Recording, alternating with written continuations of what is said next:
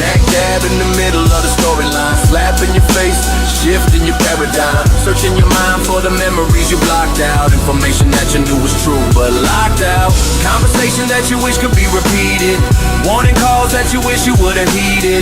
Thought all those Christians were living in denial, but now you do anything to understand the Bible. Everyday triggers of memories, reminders, remaining remnants remembered by survivors, piecemeal together from the fragments of a cracked mind. Lost souls gathered hungry around a campfire, brought together through the common recollections, torn apart by the ones that they questioned. Looking back, the end of state was unavoidable. The hate of God and racism whenever possible gave control to everything they knew was evil. Sold the souls and now they're living like medieval. A whole world without laws or morality, living in poverty and running from reality. A tattered picture of missed opportunities, all the what ifs and lost possibilities. Cities burn like a giant crematorium, mountaintops collapse like an accordion. Wars are rumbling, governments crumbling, storm clouds gathering. Can you hear the thundering?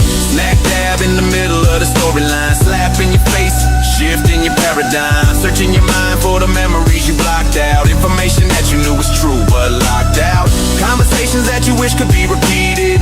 Warning calls that you wish you would have heeded. Thought all those Christians were living in denial, but now you do anything to understand the Bible. Anarchy reigns in the streets and the alleyways. No escape from the pain in the end of days. Left alone with no internet or telephone. Cities are graveyards, crumbling catacombs. Apocalyptic wickedness and pestilence. Epidemics and afflictions, malevolence. No protection, no government or military. Just infections and really full cemeteries. Catastrophes on another level, biblical. Miserable when the locust swarm was visible. Turning around from the state, you knew the outcome. Hacked and dominant, ignorant and asking how come. A social justice war, we are with your politics. Emotional, convince yourself with will and ignorance. Way too late, no excuse can never save face. And now you're living in a world without a safe space. Snack dab in the middle of the storyline. Slap in your face, shift in your paradigm. Searching your mind for the memories you blocked out. Information that you knew was true but locked out. Conversations that you wish could be repeated. Warning calls that you wish you would have heeded. Thought all those Christians were living in denial, but now you're doing anything to understand the Bible.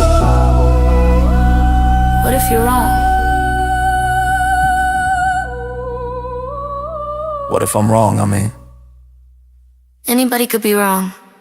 What if you're wrong?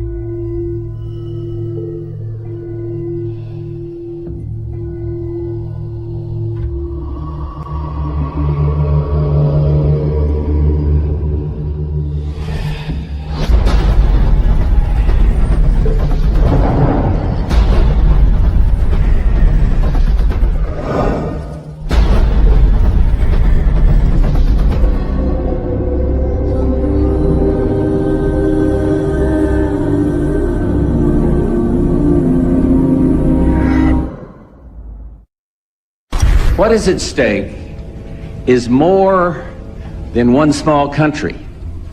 It is a big idea, a new world order, where diverse nations are drawn together in common cause to achieve the universal aspirations of mankind. With few exceptions, the world now stands as one. A year and a half ago, in Germany, I said that our goal was a Europe whole and free. Tonight, Germany is united. Europe has become whole and free. The world can therefore seize this opportunity to fulfill the long-held promise of a new world order We can find meaning and reward by serving some higher purpose than ourselves. A shining purpose, the illumination of 1,000 points of light.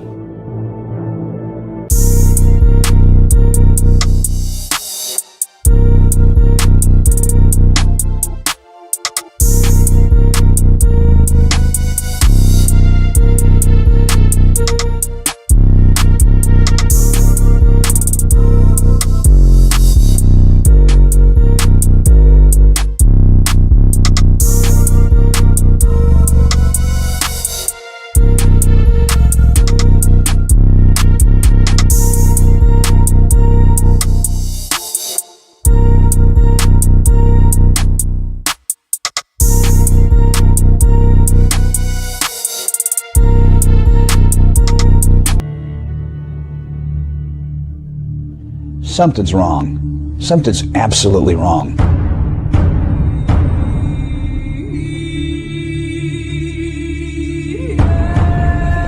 9/11?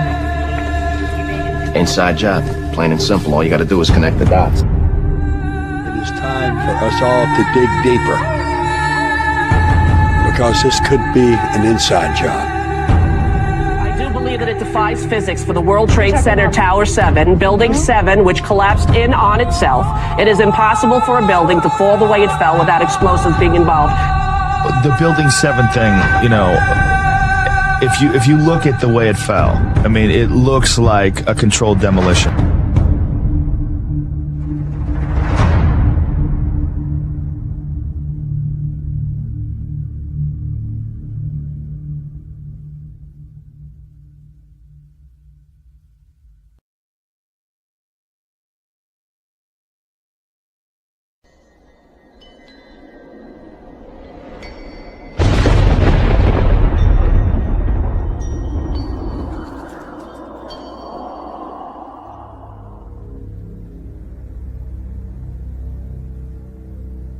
Can you believe what you have been seeing on CNN today, ladies and gentlemen? Can you believe it? Supposedly, a CNN reporter found Osama bin Laden, took a television camera crew with him, went into Osama bin Laden's hideout, interviewed him and his top leadership, his top lieutenants and colonels and generals in their hideout. This is a CNN reporter with a camera crew. And he came out and told everybody, within 3 weeks, Osama bin Laden is going to attack the United States and Israel. Now, don't you think that's kind of strange, folks? You see, because the largest intelligence apparatus in the world, with the biggest budget in the history of the world, has been looking for Osama bin Laden for years and years and years, and can't find him. A reporter from CNN and his little camera crew got in to Osama bin Laden's secret hideout and conducted an interview. If you don't believe me, tune into CNN. They're probably running it right now as I'm speaking. And if you believe it, you are one of the stupidest jerks that ever lived on the face of this earth. And whatever is going to happen that they're going to blame on Osama bin Laden, don't you even believe it. When in hell are all you people going to wake up?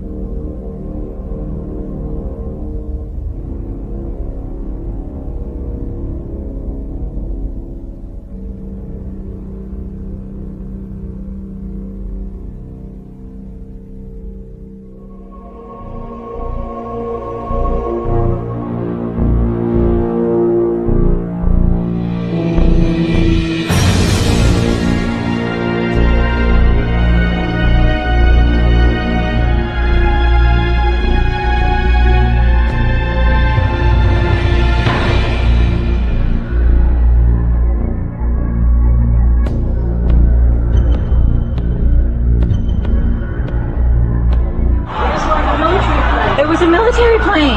And the plane wasn't no airline or anything. It was a twin-engine, big gray plane. We watched the first explosion.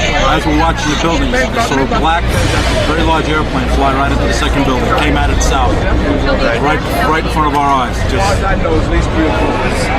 It was so surreal, like a movie set. Were you close enough to be able to see any markings on the airplane? It definitely did not look like a commercial plane. I didn't see any windows on the sides. I think a bomb went off in the lobby first, then a plane hit the building. But then another plane hit the other building. But when I was coming through the doors on the other side of the Trade Center, either they blew the lobby up or something, because it blew the glass out of the doors and knocked us all down. You're in the building trying to help people, and it's exploding on the inside the building. So I don't think we get any worse than this. It wasn't from the jet fuel. No way.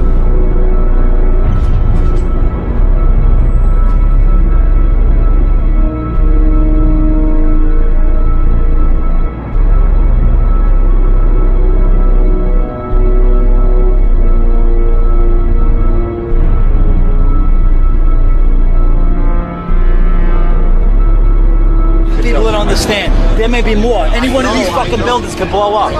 This ain't done yet.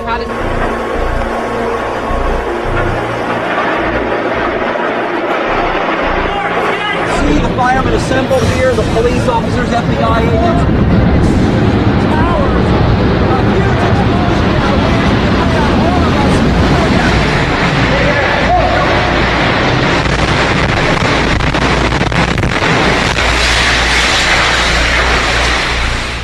My name's Tom Sullivan. I worked for Controlled Demolition Incorporated, CDI, the top-rated explosive demolition firm in the world, owned by the Loiseau family during the years surrounding 9/11. And I worked for them as an explosives loader for 2.5 years.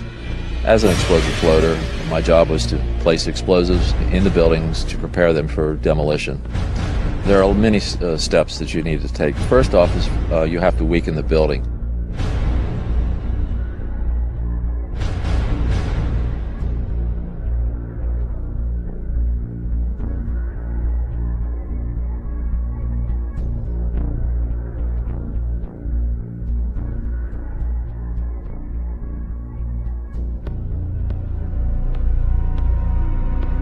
To weaken the building, that means the staircase, all the staircases have to be cut at intervals. The firewalls have to be removed. The elevator shafts have to be cut. I looked down to my right, and the elevators exploded, something out of like a Bruce Willis Die Hard movie. People just come running out of the elevators, on fire, fireballed. I mean, it was like, what is going on here? Something's up here. I mean, the plane's up there, now there's fire down here. Then you have to move to the support columns on the particular load floors, and those are cut by a torch for two reasons. First, to weaken them, and also to allow for charges to be placed onto the structure, onto the columns themselves. And that essentially reduces their strength by about 20%. And even with all of that work being done to weaken this building, it still remains safely standing, so we can continue to work in it. The story that just a few columns can cause a synchronized global collapse, an implosion, is, well, that's just nonsense.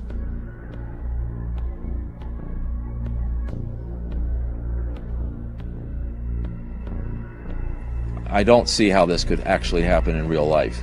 When we load a building, we have to have all the support columns on a given load floor fail at the same time, within milliseconds of one another, and therefore the entire building comes down in a synchronized implosion. So I think this notion of a one column failure causing an entire building to implode in a synchronized fashion is just nonsense. Looking at the building, it wouldn't be a problem once you gained access to the elevator shafts. How about an elevator modernization, which we know was going on the 9 months prior to 9/11? Yes, Elevator World, March 2001 documents it. In fact, they were in the middle of this modernization. There are people who noted that the elevators were locked in turn and that there were guards placed at these locked elevators during the modernization.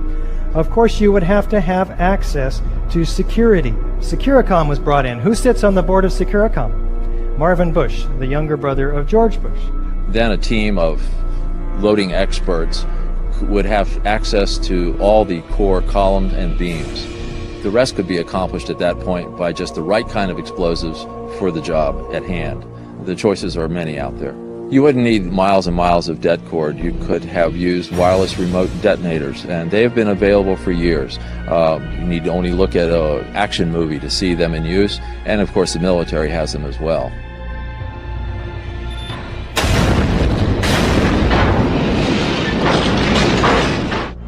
You want to call your mother or something?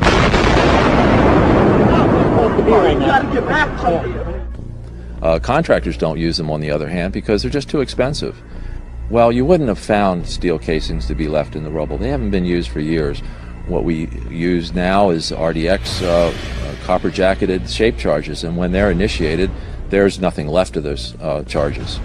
And in the case of thermite, well, thermite self-consuming cutting charges have been around since they first patented in 1984.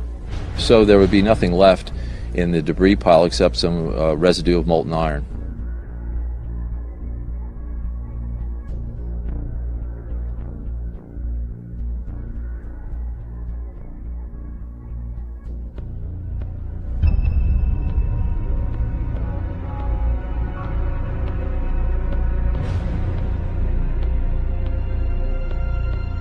Get down below and you'd see molten steel running down the channel rails, like you're in a foundry. These incredibly hot areas were found at the bottoms of the elevator shafts, down 7 basement levels. The molten steel was found 3, 4, and 5 weeks later when the rubble was being removed. He said that molten steel was also found at World Trade Center 7. The highest temperature was in the east corner of the South Tower, where a temperature of 1,377 degrees Fahrenheit was recorded. The molten steel in the basement was more than double that temperature.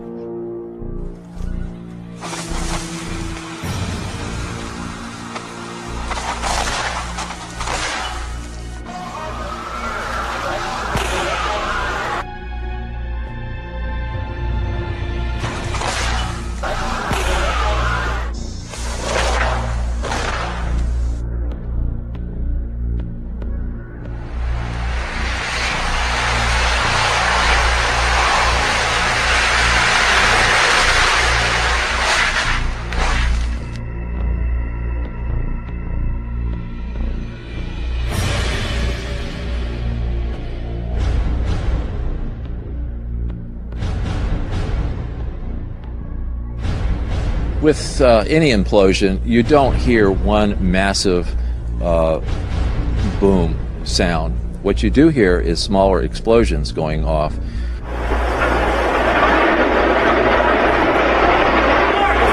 Mr. Sunder of NIST has said that you would, if this had been a controlled demolition, you would have heard a large, massive bomb going off. The World Trade Center. You can see the firemen assembled here, the police officers, FBI agents.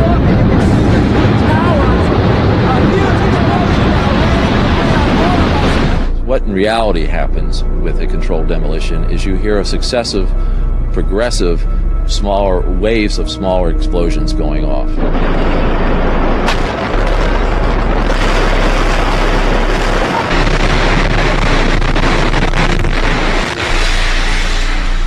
In the case of thermite cutting charges, you would have heard far less noise, since they are worked by thermal heating, melting of the steel, rather than an explosive cutting as in RDX charges. I knew from day one that this was a controlled event, and why I did that is because simply looking at Building 7, you have a sudden collapse of the building. It's fairly symmetrical as it comes down. There's the classic kink, which means that the center core fails first, and you can see that on the video, and the building falls near free fall. So I really honestly didn't believe this from day one, because this is the way buildings classically come down with a controlled demolition.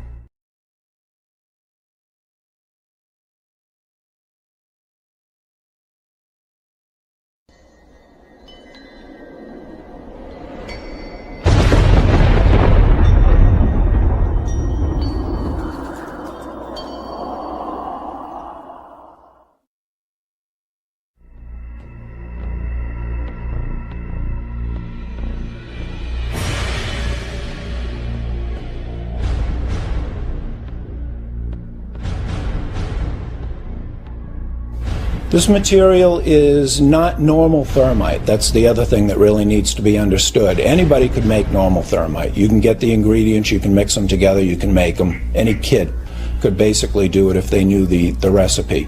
This material is composed of the real key ingredient that I don't think anybody else could really make in a convenient way is the nano aluminum. It's a controlled substance. I could go buy it, but the government limits how much I can buy of it. It's very, very difficult to produce in these sizes and to keep from reacting. It's not something that you just get at the local 5 and dime or you're going to make on your own. It's a very, very difficult to make material. And that's the one thing in there that really tells me specifically that this wasn't some guys working in caves in Afghanistan, or it wasn't you know, somebody in their basement doing this. This was, you know, a massive engineering operation that made these materials. So the military uses it for a number of different applications. Another one, if you do a search on Google for thermite and building demolition, you can find all sorts of wonderful devices that have been fabricated and invented that use thermite for building demolitions.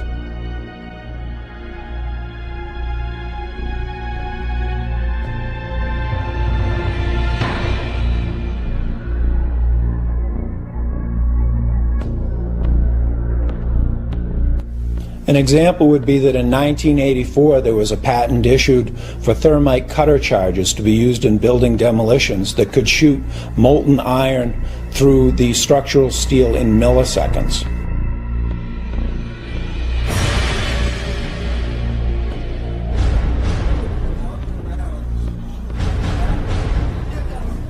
Oh my God! That was a bomb that did that.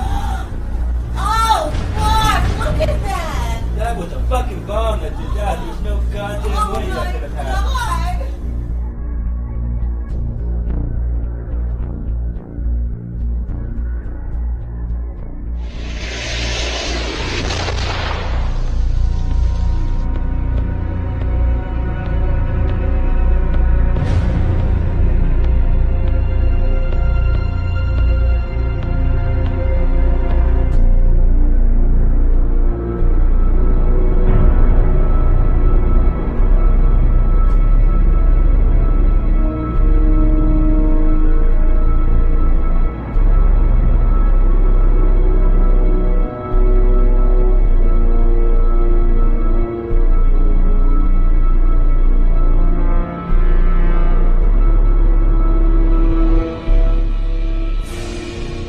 You can imagine when you assemble these chemicals on a large scale, the amount of heat that you generate.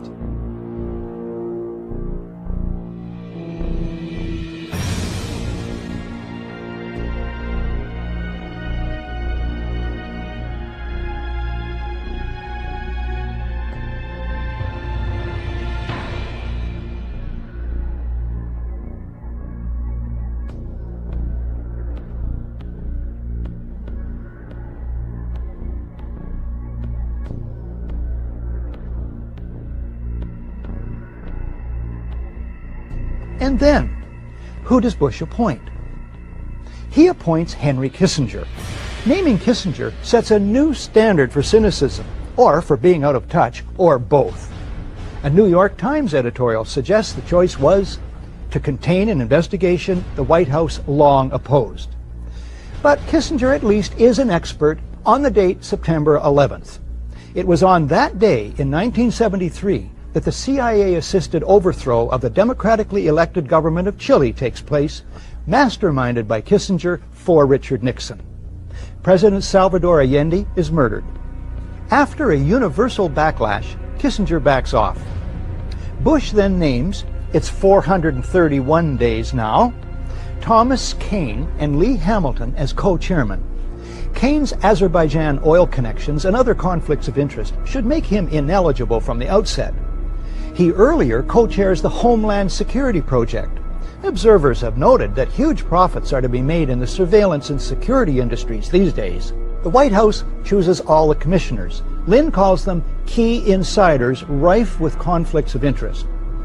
The White House brazenly appoints as the executive director one Dr. Philip Zelikow.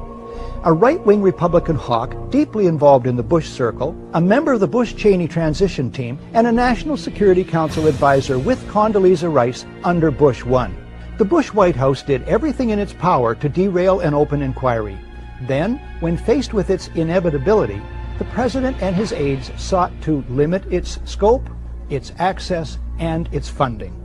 This commission was about as independent from White House control and manipulation as the abused prisoners at Abu Ghraib were from their jailers. The White House releases only 25% of 11,000 documents requested. It blacks out portions of the released documents, resists requests that the administration officials testify under oath, and tries to rush the commission's deadline. Bush and Cheney meet the commission. But it is behind closed doors. They refuse to testify under oath. No tape recorders are allowed. No transcript is allowed. Bush makes no opening statement, and those taking notes must submit them to security personnel. My administration will not talk about how we gather intelligence, if we gather intelligence, and what the intelligence says. I will not discuss. We will not discuss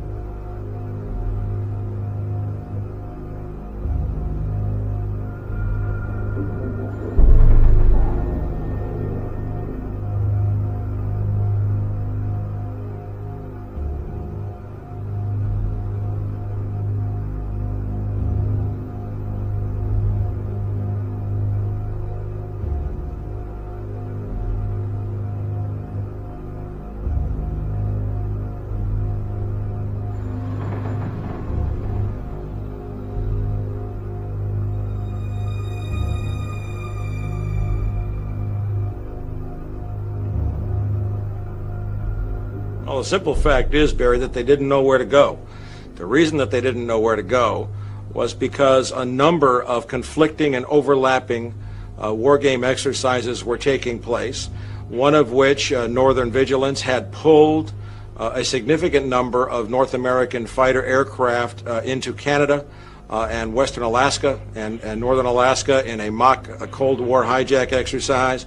There was another drill, Vigilant Guardian, which was a hijack exercise, a command post exercise, but it involved the insertion of false radar blips onto radar screens in the Northeast Air Defense Sector. There was another exercise, Vigilant Warrior, which was, in fact, according to a NORAD source, a live-fly hijack drill being conducted at the same time.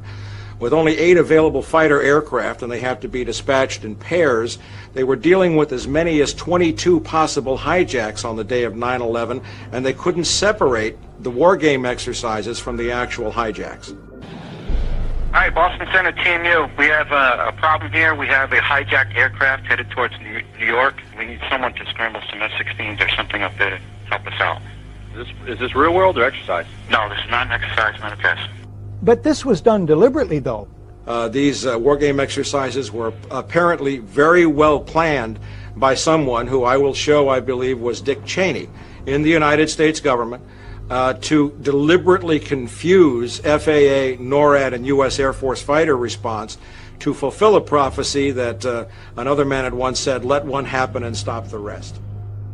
We do not have a clear explanation for why fighters from Andrews Air Force Base were sent out over the sea first and couldn't turn around because the 9/11 Commission seemed to change all the evidence just arbitrarily right before it issued its final report. So we don't have a clear explanation, but certainly there was, it is all consistent with a motive that said make sure that the fighters don't get to any place in time to stop the 3 critical attacks on the World Trade Center and the Pentagon. Do we want to think about scrambling aircraft? Oh, God, I don't know. That's a decision somebody's going to have to make probably in the next 10 minutes.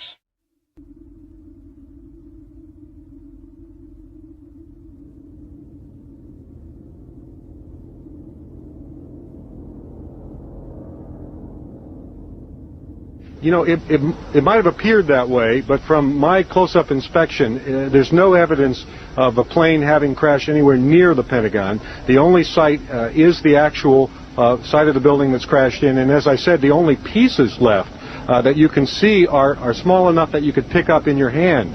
There are no large tail sections, wing sections, a fuselage, nothing like that anywhere around, which would indicate that the entire plane crashed into the side of the Pentagon.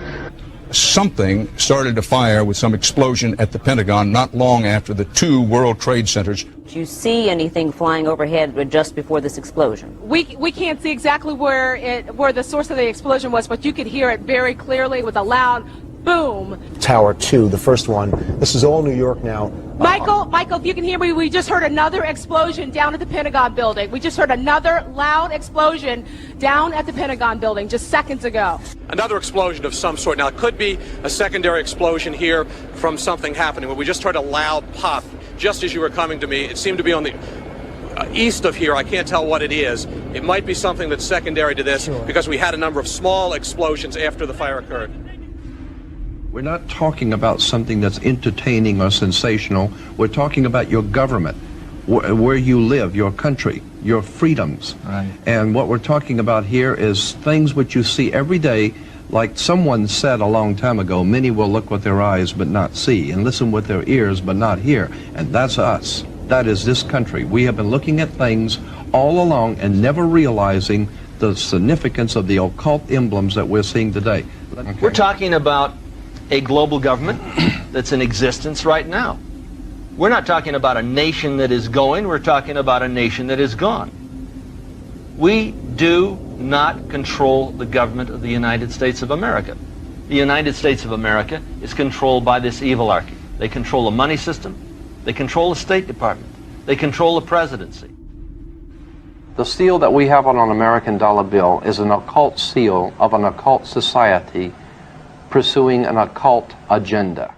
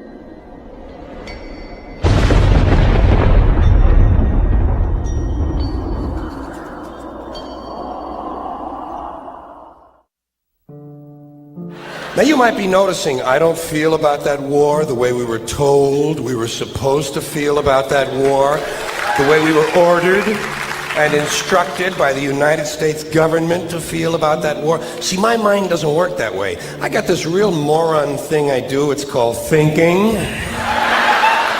And I'm not a really good American because I like to form my own opinions. I don't just roll over when I'm told to.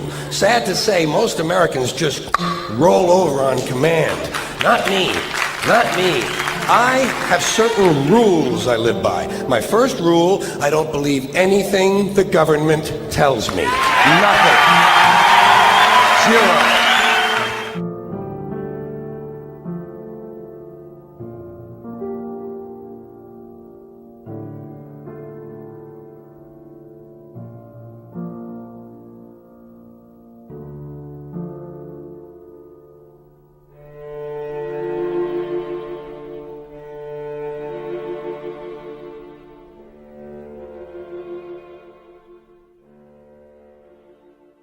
It concludes that Iraq has chemical and biological weapons, that Saddam has continued to produce them, that he has existing and active military plans for the use of chemical and biological weapons, which could be activated within 45 minutes, including against his own Shia population. The United States knows that Iraq has weapons of mass destruction. Any country on the face of the earth with an active intelligence program knows that Iraq has weapons of mass destruction. There is no doubt that Saddam Hussein now has weapons of mass destruction. There is no doubt that he is amassing them to use against our friends, against our allies, and against us. The choice is his. And if he does not disarm, the United States of America will lead a coalition and disarm him in the name of peace.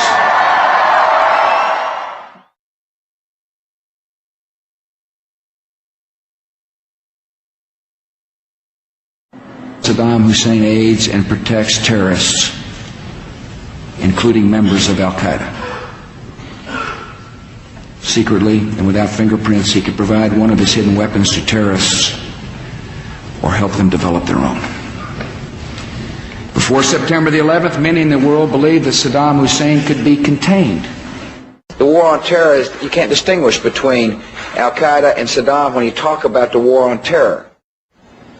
We've learned that Iraq has trained Al-Qaeda members in bomb making and poisons and deadly gases. He's a threat because he is dealing with Al-Qaeda. We know that Iraq and Al-Qaeda have had high-level contacts.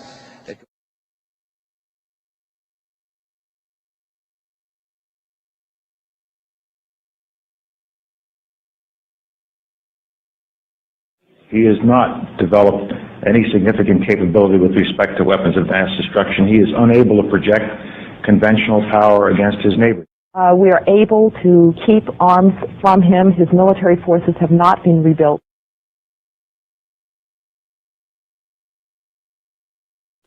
It appears that there were not weapons of mass destruction there. You said you knew where they were. I did not. We know where they are. They're in the area around Tikrit and Baghdad and east, west, south, and north somewhat. You said you knew where they were, near Tikrit, near Baghdad, and north, east, south, and west of there. Those are your words. My words were... We know where they are. They're in the area around Tikrit and Baghdad and east, west, south, and north somewhat. Senator's got his facts wrong. I have not suggested there's a connection between Iraq and 9/11.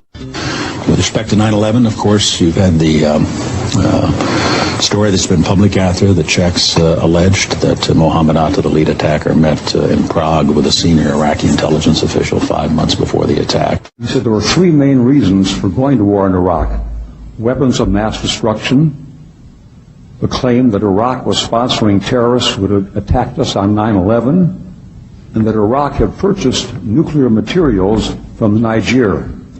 All three of those turned out to be false. First, just if I might correct a misperception, I don't think we ever said, at least I know I didn't say, that there was a direct connection between September the 11th and Saddam Hussein. Saddam Hussein aids and protects terrorists, including members of Al-Qaeda. You have said in the past that it was, quote, pretty well confirmed. No, I never said that. Okay. I never think said that is... No, absolutely not. What I said was... It's been pretty well confirmed that he did go to Prague and he did meet with a senior official of the Iraqi intelligence service. Well, let me just ask you this. If they did not have these weapons of mass destruction, though, granted all of that is true, Why then did they pose an immediate threat to us, to Well, this country? You and a few other critics are the only people I've heard use the phrase immediate threat. That he has existing and active military plans for the use of chemical and biological weapons, which could be activated within 45 minutes. Active chemical munitions bunkers, mobile production facilities. The United States knows that Iraq has weapons of mass destruction. The reason I keep insisting that there was a relationship between Iraq and Saddam and Al-Qaeda, because there was a relationship between Iraq and Al-Qaeda. What did Iraq have to do with what? The attack on the World Trade Center. Nothing. You know, what has been happening as we debate the number of troops, as we debate whether to withdraw, is also this continual debate over the intelligence leading up to the war. And I know you've said you believe that it's wrong to question the motives or the honesty of administration officials, but I have a different question for you. If you had known that no weapons of mass destruction would be found, would you have advocated invasion? I didn't advocate invasion. You didn't? No, I wasn't asked. If you read all the books and the things... You weren't, but why weren't you asked? That's very puzzling. Well, I'm sure the president understood what my views were, but as a technical matter, did he ever look and say, what should we do? Should we go do this or not do that? This is something that the president thought through very carefully. Are you trying to distance yourself from the war with that? Of course not. I agreed completely with the decision to go to war. And said that 100 times. And don't even suggest that. I'm just asking. Yeah, well, you know better. Look, the interesting thing to me about the pre-war intelligence is clearly it was wrong. Every statement I make today is backed up by sources, solid sources. These are not assertions. But would you have been for an invasion if we had known that? The answer is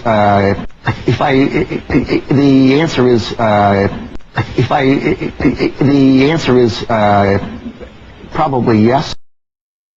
When it comes to who else knew the American public was being lied to about Iraq, one Democratic senator now says you can add the entire Intelligence Committee to the list. Dick Durbin of Illinois making the amazing claim on the floor of the Senate that while he and perhaps the 16 other members of that Intelligence Committee knew the administration was misleading the American public, he, perhaps they, kept quiet about it because due to his position on the committee, he had been sworn to secrecy. A few hundred feet away from here, in a closed room, carefully guarded, the Intelligence Committee was meeting on a daily basis for top secret briefings about the information we were receiving, and the information we had in the Intelligence Committee was not the same information being given to the American people. I couldn't believe it. Members of this administration were in active, heated debate over whether aluminum tubes really meant that the Iraqis were developing nuclear weapons. Some within the administration saying, of course not. It's not the same kind of aluminum tube. At the same time that members of the administration were telling the American people to be fearful of mushroom-shaped clouds. I was angry about it. Frankly, I couldn't do much about it. Because you see, in the Intelligence Committee, we're sworn to secrecy. We can't walk outside the door and say, the statement made yesterday by the White House is in direct contradiction to classified information that's being given to this Congress. We can't do that. We couldn't make those statements. And so in my frustration, I sat here on the floor of the Senate and listened to this heated debate about invading Iraq, thinking the American people are being misled. They are not being told the truth.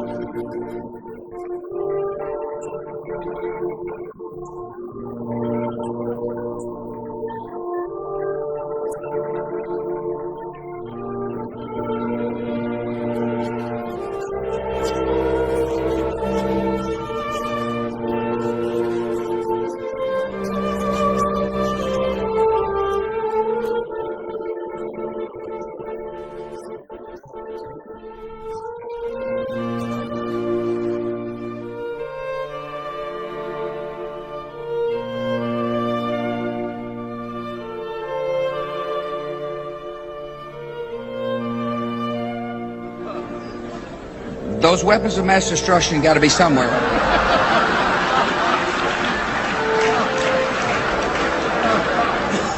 Those weapons of mass destruction got to be somewhere. I'm not dumb, dude. I tell you what. Shit!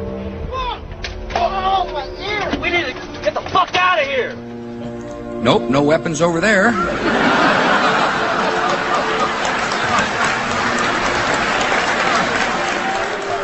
Those weapons of mass destruction got to be somewhere. Nope, no weapons over there. Maybe under here. Oops, this photo wasn't supposed to be in here. This is a Skull and Bone secret signal.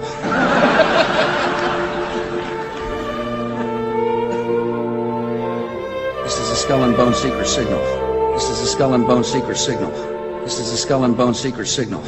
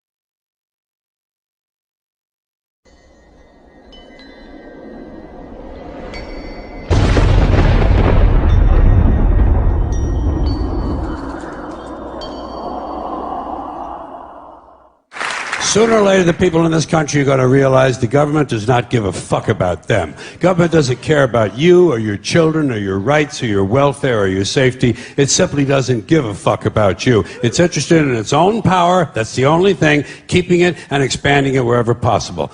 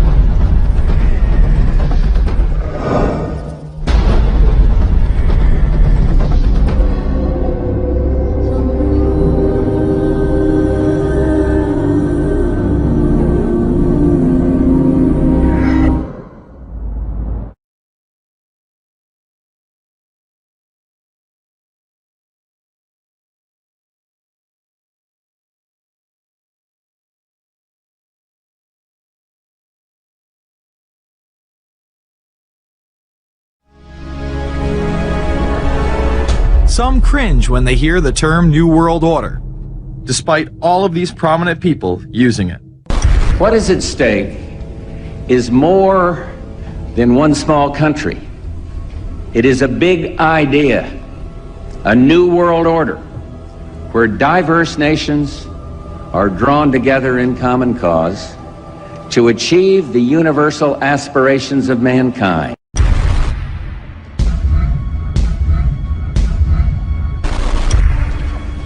The world that maybe some people dreamt of at that conference back in Bournemouth, when it looked as if maybe history would end, that liberal democracy would triumph, that free market economics would slowly progress, and we'd have a new world order.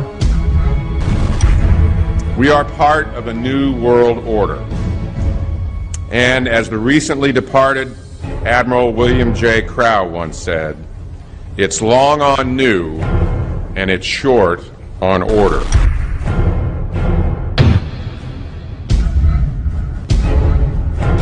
Walter Isaacson wrote a wonderful book about some of the wise men who helped shape the New World Order following the Second World War.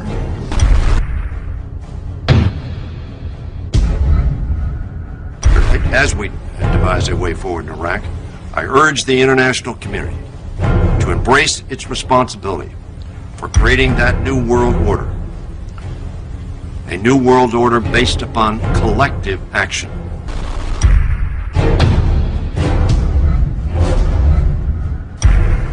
The transatlantic partnership was never just the foundation of our security. It was the foundation of our way of life. It was forged an experience of the most bitter and anguished kind. Out of it came a new Europe, a new world order, a new consensus as to how life should and could be lived.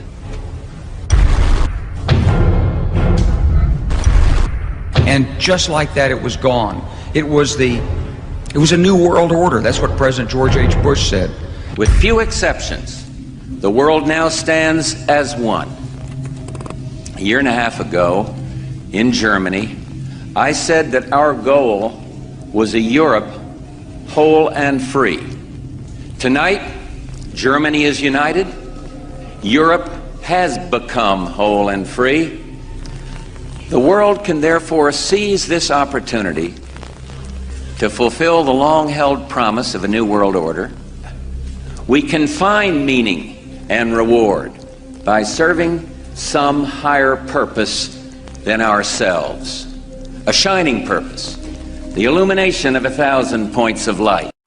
This is a world that is likely to be dominated in the near future, and perhaps longer, by the Gulf War and the New World Order, which is the buzzword of the moment. So the secret of a New World Order, and at this point it's just a slogan, but it does have some historical background in terms that orders have succeeded each other over time. The secret of this is to learn how to use coalitions. George Bush has invoked a new world order without enunciating a new American purpose.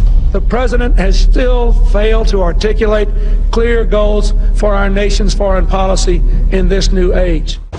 And that's why I wanted to speak to you today about the new world taking shape around us, about the prospects for a new world order now within our reach.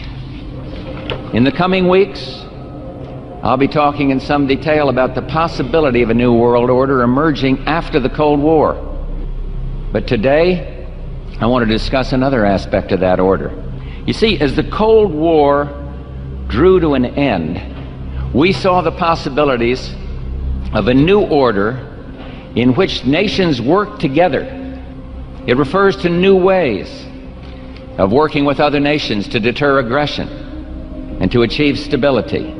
As old threats recede, new threats emerge. The quest for the new world order is in part a challenge to keep the dangers of disorder at bay. We must build on the successes of Desert Storm to give new shape and momentum to this new world order. Only when this transformation is complete will we be able to take full measure of the opportunities presented by this new and evolving world order. The New World Order really is a tool for addressing a new world of possibilities. This order gains its mission and shape not just from shared interests, but from shared ideals. After the Gulf War had ended, Bush was so obsessed with the idea of a new world order that he had a series of Glocks imprinted with the term that he would give to members of his administration, including Colin Powell, Brent Scowcroft, Dick Cheney, and General Norman Schwarzkopf. Cheney would even approve policy papers regarding the New World Order. Defense Secretary Dick Cheney has approved a revised draft of a policy document on the New World Order. The Pentagon is backing off a controversial earlier draft and has abandoned a one superpower strategy. The final document puts more emphasis on international alliances and organizations. This would become an unprecedented time period for people all over the globe to discuss at length what the New World Order meant to them.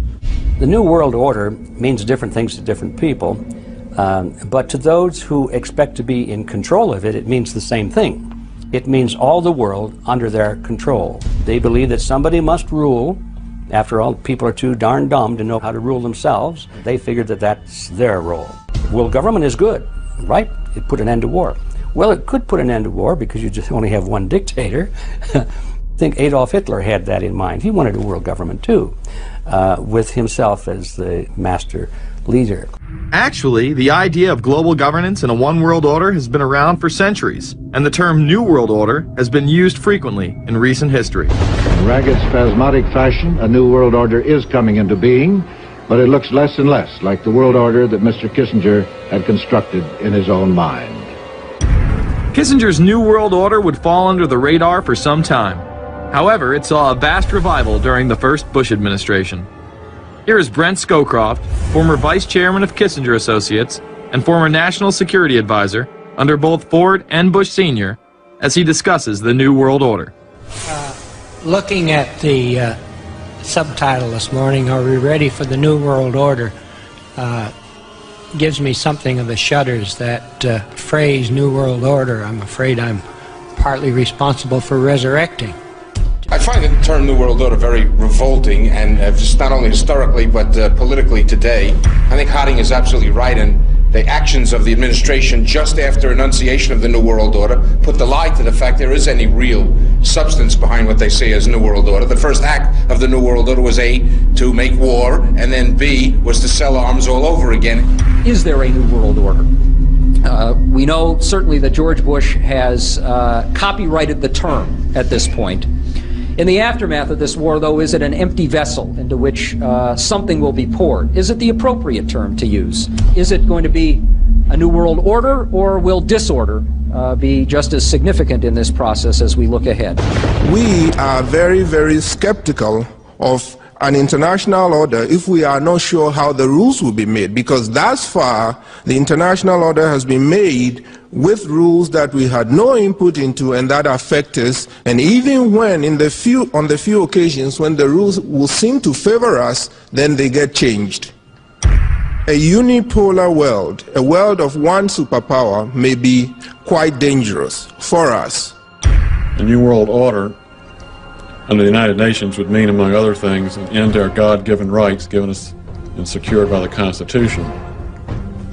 The New World Order, which now has been called by some the New World Disorder, and by some people on the more liberal persuasion, the taking over of the world by the Council on Foreign Relations, the Trilateral Commission, and the UN to put us all in slavery.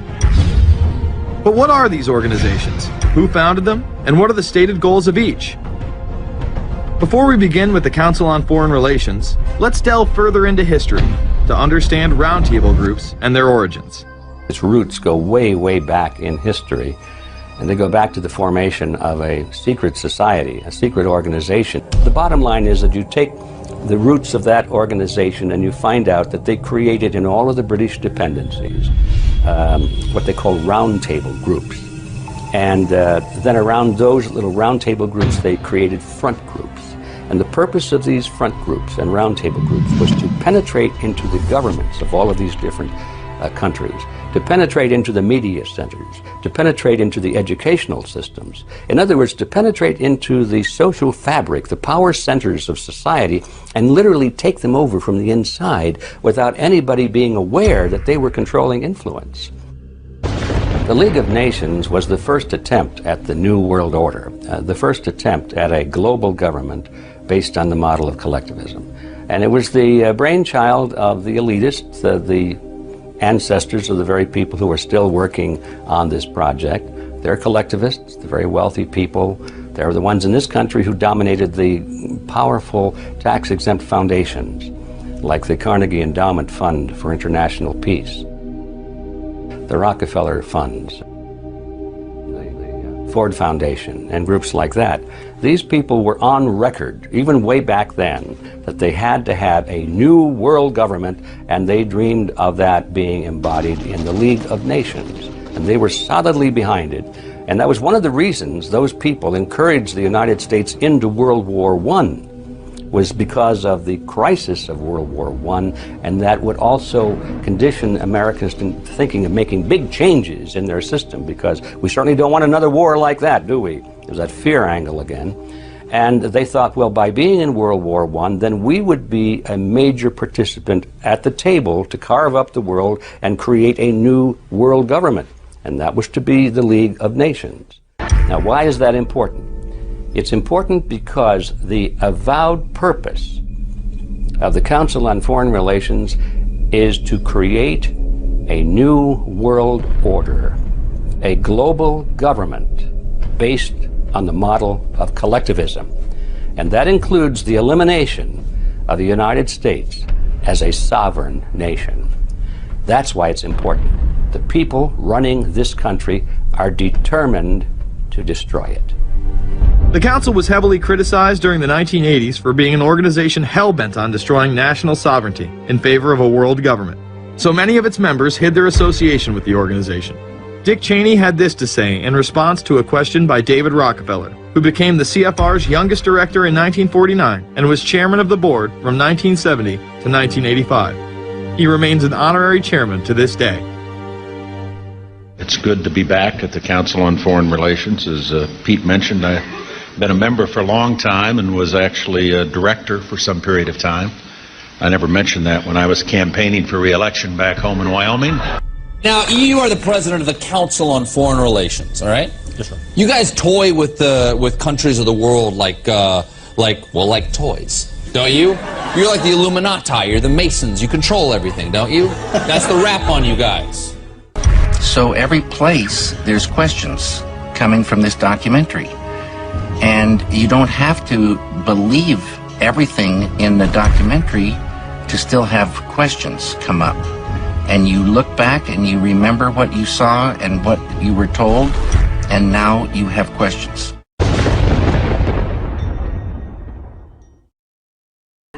You have these private groups that are run and created by the elite, by the ultra-rich, wealthy families that have been manipulating global markets from behind the scenes for generations. They create these private groups that then feed information to the government, to senators, to congressmen, their recommendations, their policy papers, what they think should happen. And it's fascinating because if you actually read what it is that they're doing, the recommendations that they make, they're very able to get them put in place. Discussions that are going on in these private groups are really talks that should be going on in Senate committees and in the halls of Congress, but they're happening with these ultra-elite groups that are then pushing their propaganda into the political mainstream, and then it's becoming enacted, it's becoming put into law. Still not convinced the CFR is promoting a new world order? Listen to what Leslie Gelb had to say upon leaving the New York Times to chair the organization as its president in 1993. I loved it. Doing a column is a great job. I'm going to an equally great but different job, and in a way a job that caps everything I've been doing in my life, in government and academia and in journalism. I think that's what the Council on Foreign Relations will allow me to do. For example, you had me and 3 or 4 other folks on this show a few months ago to talk about the New World Order, right? Exactly. Right? Bob I talk Hormats about and it, you, exactly. Right. I talk about it all the time.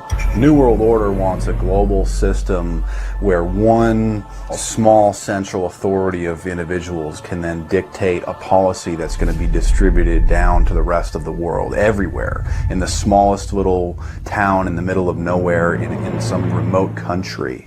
I now think it's safe to say that the Council is extremely influential on the world stage and openly promote global governance. The Council and the globalists were able to take this agenda to the next level following World War II. The United Nations was born out of the ashes of this conflict. Unlike the League of Nations, the United States not only joined this organization, they championed it. First book I wrote was The Fearful Master, a second look at the United Nations. It was written at a time when it was not popular to be critical of the UN. I mean, the United Nations was viewed by almost everybody as our last best hope for peace. It was a means, we were told, to bring humanity together and put an end to war and live in peace and harmony and promote trade and all of these good things. I wish it were any of those things, but it's not.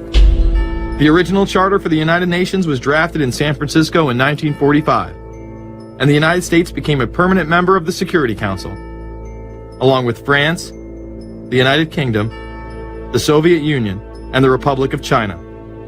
The process by which other nations' belief systems could be used to erode and eviscerate our Constitution and Bill of Rights had taken a giant leap forward. The United Nations is one of the most well-known sort of globalization attempts. Its primary goal is to streamline all the governments of the world, to create a global council and to unify all the rules and all the regulations for the world. So it's essentially the precursor and an engine of this new world order. The United Nations is made up of all of the countries of the world, most of which are dictatorships of one kind or another.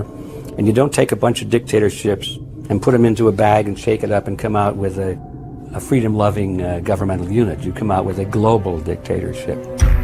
This was the public base of global governance. However, many other organizations have been birthed since. Even more suspect is a private group called the Trilateral Commission. David Rockefeller and Henry Kissinger are among its some 300 influential members. The Trilateral Commission, rich and powerful business and political leaders from Japan, Europe, and North America, the New York-based policy group was formed in 1973 by Chase Manhattan Bank Chairman David Rockefeller. In addition to Rockefeller, there are many other noted American members. Among them, economist Alan Greenspan, former Defense Secretary Harold Brown. George Bush was once a member but resigned last year before his unsuccessful presidential campaign. Back then, it wasn't politically wise to be aligned with what his party's right wing considered a shadow world government. The United Nations would take over America. The Trilateral Commission would control the world. Just look at its membership, they say. Current and former members include Presidents Clinton, Bush, and Carter. Names like Brzezinski, Christopher, Kissinger, and Schultz. And top executives of ITT, Xerox, Exxon, and Nations Bank. Although this group with only 300 members seems to be at the apex of the power structure, there is yet another group formed in 1954 that is even smaller in number and has a greater influence on world events. Meet the Bilderberg Group. This elite group meet annually around the globe. There is a core group of members who have attended every year for decades, such as David Rockefeller, Henry Kissinger, and Queen Beatrix of the Netherlands. These members invite others who are politically and socially relevant at the time. Each year, around 140 people are in attendance. Real quick, I asked two of these questions. Presumably in 04, you attended a meeting in Italy called the Bilderberg Group. I just want to know what you were doing out there, what that was all about. If she lied to me and told me she didn't go, I figured you might tell me the truth. All I did was go. They had a Republican and a Democrat. Republican was... I gave like a 20-minute talk on the presidential election. Did it have anything to do with being John Kerry's running mate? Did you talk about that at all? No, because I wasn't his running mate. Okay. I happened to be in Europe then on my way to Russia. I was invited to go to Bilderberg by Bernard Jordan, a friend of mine and a genuine hero of the civil rights movement. And to the best of my knowledge, NAFTA was not discussed by anybody in my presence.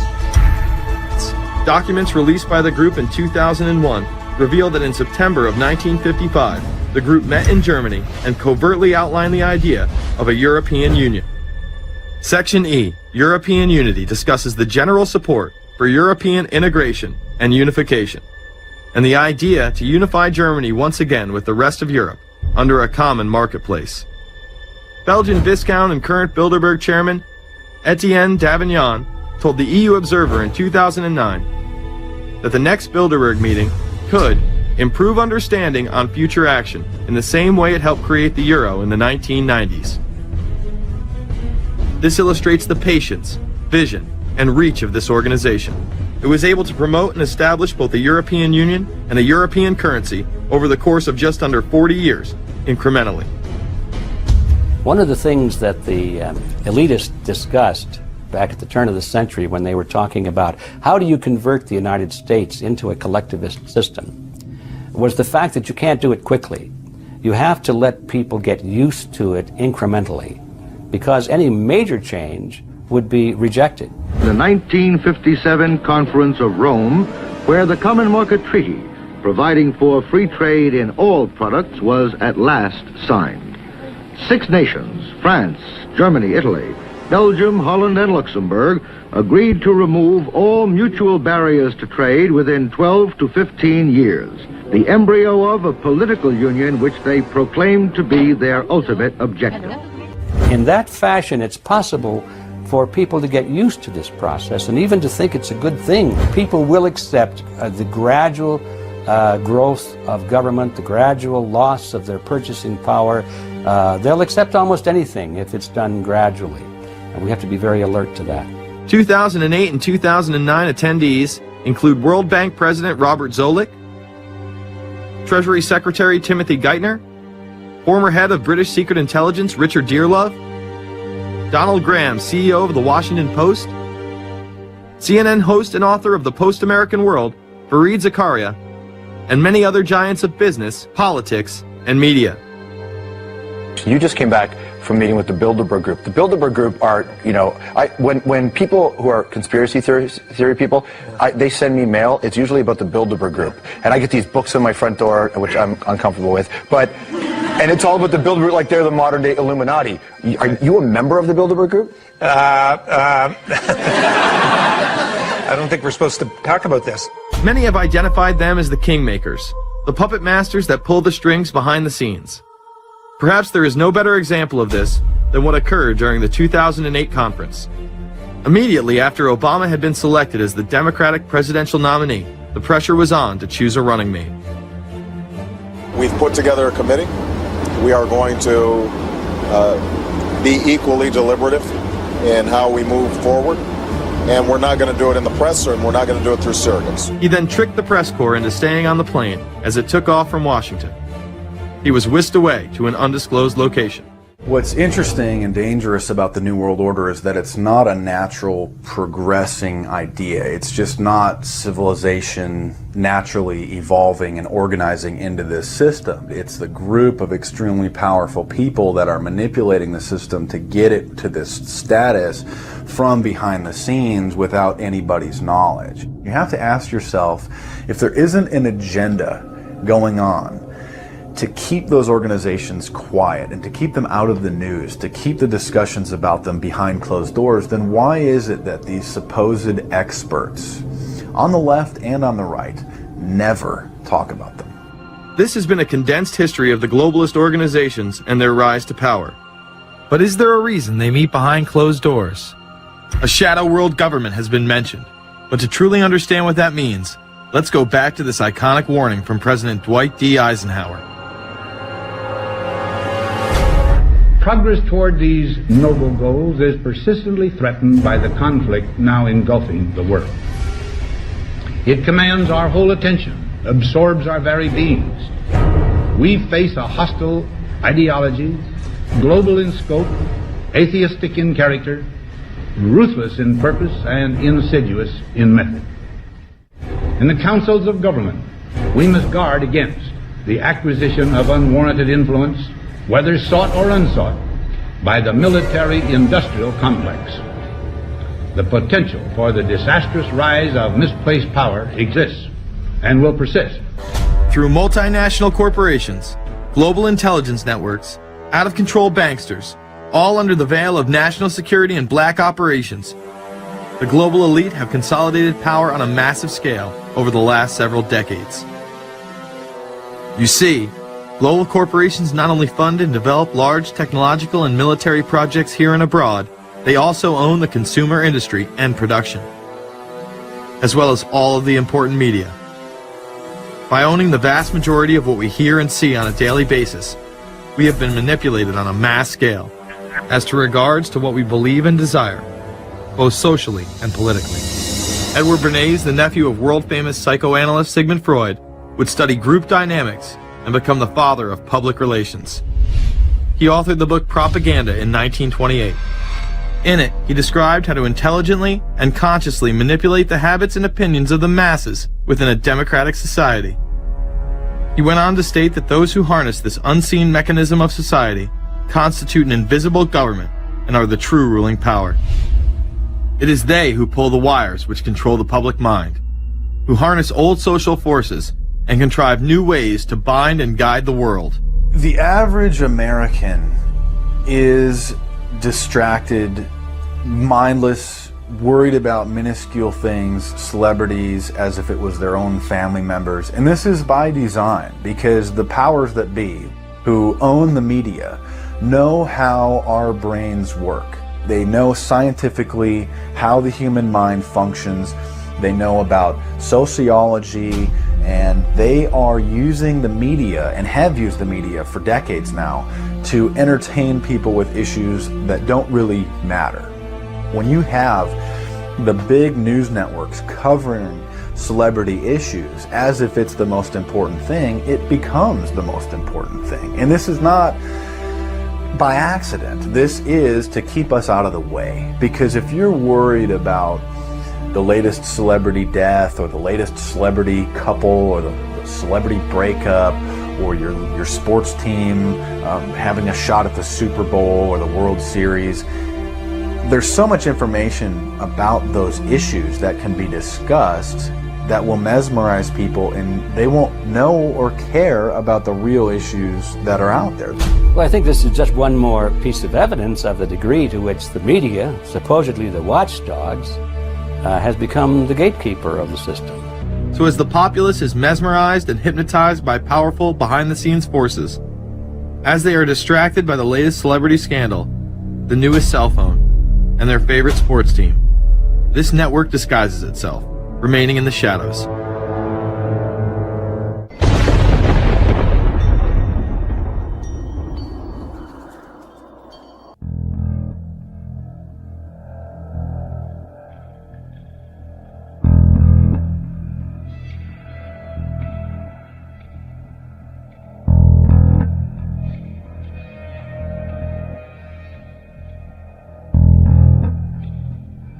I appeared before the Congressional Committee to tell what I knew of activities which might lead to an attempt to set up a fascist dictatorship.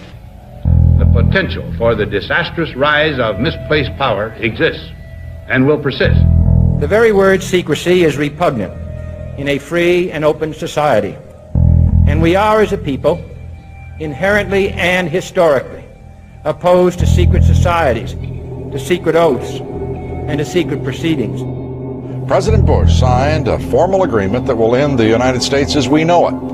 And he took the step without approval from either the U.S. Congress or the people of the United States. The secret organizations of the world power elite are no longer secret. It's known as the Bilderberg Group. Could their objective be world domination? I'm Jim Tucker. I've chased Bilderberg for 30 years. I'll never give up the chase. Bilderberg plan for the whole world is nothing less than world government. I'm not comfortable with that at all. Who elected these guys to run the planet? They are the elitists. They feel they should run the world for their own selfish interests. Now we can see a new world coming into view. A world in which there is the very real prospect of a new world order, Bilderberg is making great progress toward a world government, and only an educated, informed public can stop them in their tracks. David Rockefeller admits in his own memoirs that he wants to destroy the United States. Right. He's a traitor. It's good to be back at the Council on Foreign Relations. As Pete mentioned, I've been a member for a long time and was actually a director for some period of time. I never mentioned that when I was campaigning for re-election back home in Wyoming. Let us never tolerate outrageous conspiracy theories. Well, the reason I bring it up, if you've ever heard any of our call-in shows, you know that we have people that think about the conspiracy theories of people like you. You would be a poster child for these people because you have served on the board of the Council on Foreign Relations. You helped start the Trilateral Commission, and you've been to the Bilderberg Group. Are people too close in this world? People in business too close to the governments? Well, you know, there is such a thing as insidious influence. And the question is, how does it operate? Does it involve bribery? And does it involve some sort of psychological domination of individuals? I don't believe in this notion of some sort of secret societies controlling people. But of course, in any political system, there are sort of over the table and under the table arrangements. The New World Order was on display with the first Gulf War and the creation of a European Union. After losing to his crony Bill Clinton, he faded into the background as the agenda for a New World Order marched forward. Whenever these agendas were threatened, those who opposed them ended up dead.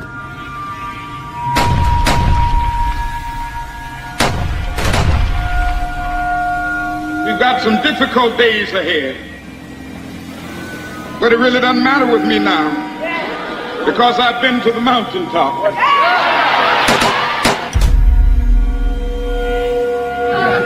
My thanks to all of you, and now it's on to Chicago, and let's win there. Thank you very much.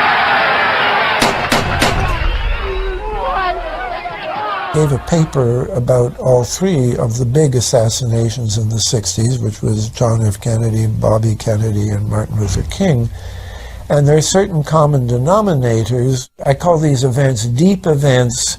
We've become accustomed to the idea that every now and then something is going to happen, and we just know from the beginning we're not going to get to the bottom of it. And the more they happen, the more reconciled we've become to this state of affairs. In 1978, the House Select Committee on Assassinations could not ignore there was a conspiracy in regards to the assassination of John F. Kennedy. Good evening. A congressional committee has concluded that President John Kennedy and civil rights leader Martin Luther King Jr., both of them, were probably killed as the result of conspiracies. The House Assassinations Committee wound up its 2-year study by recommending that the Justice Department look into both cases. In the assassination of Dr. Martin Luther King, the committee concluded the likelihood of conspiracy. The committee's summary of findings says President Kennedy was probably assassinated as a result of a conspiracy, that its evidence establishes a high probability that 2 gunmen fired at the motorcade. The committee concluded that President Kennedy did not receive adequate Secret Service protection in Dallas, that the CIA was deficient in sharing information before and after, that the Justice Department and Warren Commission failed to pursue possible conspiracies and made their conclusions too definite. There seems to be no debate that the CIA and Secret Service were involved in the assassination, as you can clearly see 2 Secret Service agents being taken away from their positions at the back of Kennedy's vehicle just moments before the assassination. And no matter what you believe about Oswald, it has now been declassified that Oswald was trained by the CIA in 1957 under the cover of the Office of Naval Intelligence. Assassination is an option when the ruling class can identify an enemy who cannot be compromised. But how do they bend the population's will to do their bidding? Well, the false flag operation is one in which the attacker carries the flag of someone else. It's usually a military operation, and the purpose, of course, is to create the impression that the attacker is someone else. They want to create negative public opinion against the nation whose flag was being used. Or they may even not use a flag at all. This sort of thing is done all the time, and it's certainly not unique in history. I think we've been seeing a lot of it lately. Americans are easily motivated by false flag operations, and I think it's inevitable that we will see false flag operations in the near future. It is used in order to seize power at an accelerated pace. The government has lied about 9/11 repeatedly and used it to dominate the Middle East, while creating an evolving police state here, encroaching on civil liberties at home. And of course, building a new world order. There is a chance for the President of the United States to use this disaster to carry out what his father, a phrase his father used, I think, only once, and hasn't been used since, and that is a new world order. We know now that September 11th of 2001 was the beginning of what we might call a new world order. The New World Order that this president's father talked about with such great enthusiasm seems to be high on the agenda of this administration. Under the second Bush administration, massive amounts of civil liberties were openly and brazenly taken away following 9/11. The passage of the Patriot Acts, the Military Commissions Act, and other horrifying anti-constitutional legislation was enabled by the incredible amount of fear generated by the media, all in the name of keeping us safe here at home. The war itself would create huge profits for the military-industrial complex, and the globalists would seize even more power and control over Middle Eastern resources in what they planned to become a Eurasian Union under their control. Although the establishment claimed to be fighting for our freedom abroad, they were destroying our sovereignty by stealth. Expanding on NAFTA, they were able to consolidate power on the domestic front by deindustrializing the United States through CAFTA, the Central American Free Trade Agreement, as well as the SPP, the Securities and Prosperity Partnership. Opponents, however, say the initiative is nothing less than a plan to create a North American Union that would eliminate sovereignty for all three nations. Building on the North American Free Trade Agreement, the NAFTA section of the Commerce Department is busy drafting laws and regulations for a North American Union, a union of Canada, America, and Mexico.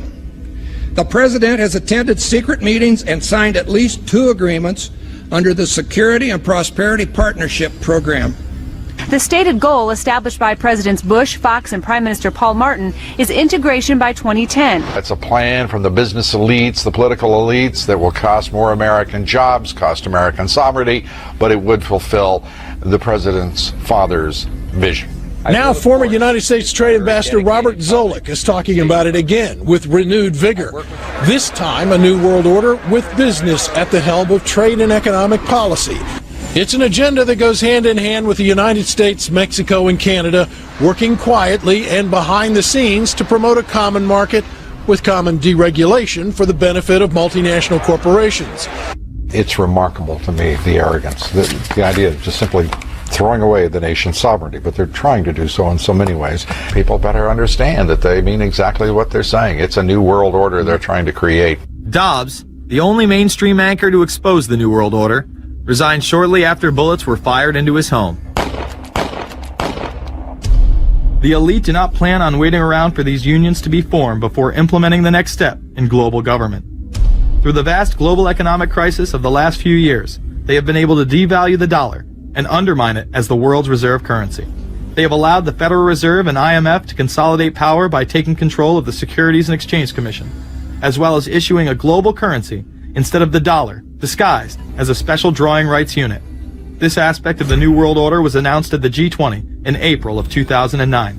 There is a big thing that's going to happen in London at this G20, and then they're hiding it, they're camouflaging it, they're not talking about it. Coordination of international regulation.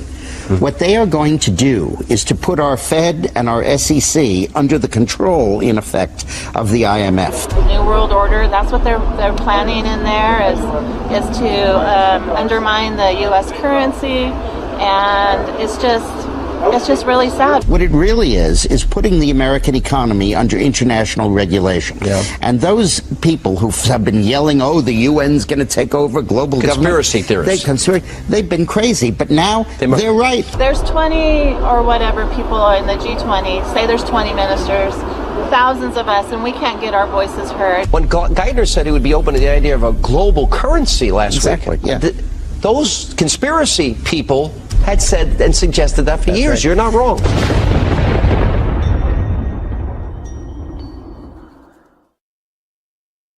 The very word secrecy is repugnant in a free and open society. And we are, as a people, inherently and historically opposed to secret societies, to secret oaths, and to secret proceedings. We decided long ago that the dangers of excessive and unwarranted concealment of pertinent facts far outweighed the dangers which are cited to justify it. Even today, there is little value in opposing the threat of a closed society by imitating its arbitrary restrictions. Even today, there is little value in ensuring the survival of our nation if our traditions do not survive with it. And there is very grave danger that an announced need for increased security will be seized upon by those anxious to expand its meaning to the very limits of official censorship and concealment. That I do not intend to permit to the extent that it's in my control. And no official of my administration, whether his rank is high or low, civilian or military, should interpret my words here tonight as an excuse to censor the news, to stifle dissent, to cover up our mistakes, or to withhold from the press and the public the facts they deserve to know. For we are opposed around the world by a monolithic and ruthless conspiracy that relies primarily on covert means for expanding its sphere of influence, on infiltration instead of invasion, on subversion instead of elections, on intimidation instead of free choice, on guerrillas by night instead of armies by day. It is a system which has conscripted vast human and material resources into the building of a tightly knit, highly efficient machine that combines military, diplomatic, intelligence, economic, scientific, and political operations. Its preparations are concealed, not published. Its mistakes are buried, not headlined. Its dissenters are silenced, not praised. No expenditure is questioned, no rumor is printed, no secret is revealed. No president should fear public scrutiny of his program, for from that scrutiny comes understanding, and from that understanding comes support or opposition, and both are necessary. I am not asking your newspapers to support an administration, but I am asking your help in the tremendous task of informing and alerting the American people. Cash is becoming weeded out. Cash will most likely be eliminated or extremely difficult to use in many situations, so that you'll have to use the global currency or the electronic currency. Even though a physical global currency is yet to exist, groups such as BRIC are openly promoting a new reserve currency, which is a conglomerate of Brazil, Russia, Indonesia, and China. Get everyone in the whole world using one currency, which some people think that's a good idea. Russian President Dmitry Medvedev recently showed off a sample coin of the new world currency at the G8 in July of 2009. We have also agreed today additional resources of $1 trillion that are available to the world economy through the International Monetary Fund and other institutions. This includes 250 billions from special drawing rights, the reserve currency of the IMF, drawing rights that will be issued to countries who are part of the International Monetary Fund.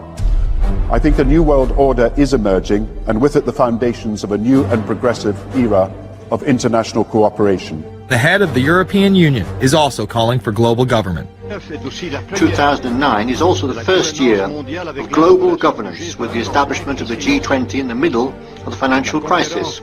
Gordon Brown has called for a world constitution. We now need nothing short of a world constitution for the global financial system. Both Gordon Brown and Barack Obama had been groomed to be the next Anglo-American spokesman for this new world order after Bush and Blair stepped down. President Barack Obama has also espoused similar views on globalism. Here he is in Berlin, Germany in July of 2008. in what media have dubbed his New World Order speech. Well, there have been extraordinary scenes in Berlin tonight as thousands of people gathered to hear Barack Obama deliver key foreign policy speech on his current European tour. The Democratic presidential hopeful laid out his vision for America's place in a new world order. In this new world, such dangerous currents have swept along faster than our efforts to contain them. And that is why we cannot afford to be divided. No one nation, no matter how large or powerful, can defeat such challenges alone. In this new century, Americans and Europeans alike will be required to do more, not less. Partnership and cooperation among nations is not a choice. It is the only way, the one way, to protect our common security and advance our common humanity. That is why America cannot turn inward. That is why Europe cannot turn inward. America has no better partner than Europe. Now is the time to build new bridges across the globe as strong as the one that binds us across the Atlantic. Now is the time to join together through constant cooperation and strong institutions and shared sacrifice and a global commitment to progress to meet the challenges of the 21st century. Barack Obama also became the first sitting president to ever become the chair of the Security Council for the United Nations, which only further cites his allegiance to world government. The New World Order will stop at nothing to achieve planetary dominance, whether it be assassination, wars based on lies, and even a phony environmental movement. So it should come as no surprise that they have been tracking, tracing, and databasing our lives for years. Many people are aware that the Bush administration engaged in warrantless wiretaps on American citizens. What they don't understand is that it's come out in court that all the major telecommunications companies have been secretly storing every piece of data received from our phones and our computers and handing them over to the National Security Agency. You heard about the government secretly listening in on phone conversations without a warrant, but there is evidence that your email is also being tapped. The government has been intercepting most emails as part of its terrorist surveillance program. That program has been criticized as illegal because it's missing an important ingredient: search warrants. Several years ago, Klein says he came to suspect that AT&T had installed secret computer gear designed to spy on internet traffic. In the United Kingdom, it has been established there are over 4 million CCTV cameras. That is around one camera for every 14 citizens. Their purpose is not to solve crime, as it takes 1,000 CCTV cameras to solve just one crime. It is to create a tattletale society in which everyone is under constant surveillance by the state and those around them. Your every move in both your home and the outside world is under constant surveillance by a criminal elite who operate above the law. As we are constantly under the microscope, their activities remain in the shadows. Obama extended diplomatic immunity to Interpol with Executive Order 12,425, further empowering criminal behavior within our own government. In the Middle East, endless wars will continue. Under the Obama administration, we have sent tens of thousands of more troops into Afghanistan. Living in the New World Order, when it's close to completion, for the average citizen, for people like you and me, is going to be essentially slavery. We're never going to be able to get ahead. We're never going to be able to amass enough wealth, essentially to retire or to do what we want to do in life. We're going to constantly be working for the man. They're creating essentially a two-class system. So it's going to be an inner ruling elite and then everyone else. And I got news for you. You're everyone else. The New World Order that is currently being built revolves around creating a global technopoly ruled by the elite, in which they dominate and control a severely reduced populace, which they treat as their pets. Is there a possibility that we have Taliban employees?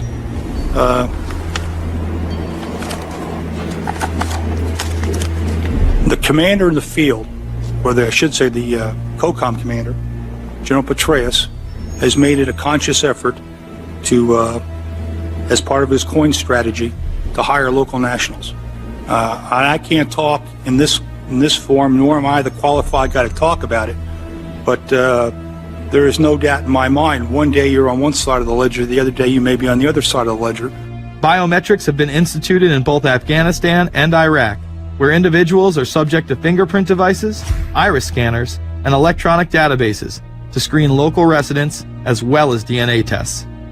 This includes anyone within the populace of a combat zone. Someone has to go out there with the biometric registration equipment, take your iris scans, take your scans and get you registered in the system like that. As scary and tyrannical as these systems seem to be, none may be as dangerous as the implantable RFID microchip.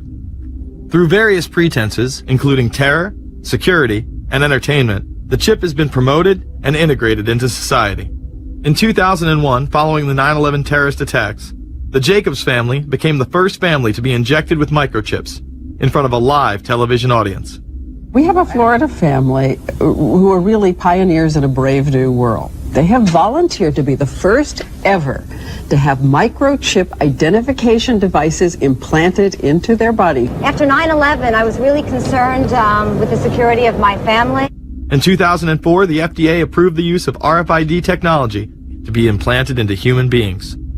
However, studies dating back to the 1990s show the implantable microchip has been linked to cancer in animals, but this has not slowed the agenda of control. In Barcelona, trendies get chips in order to receive VIP status at the exclusive Baja nightclub.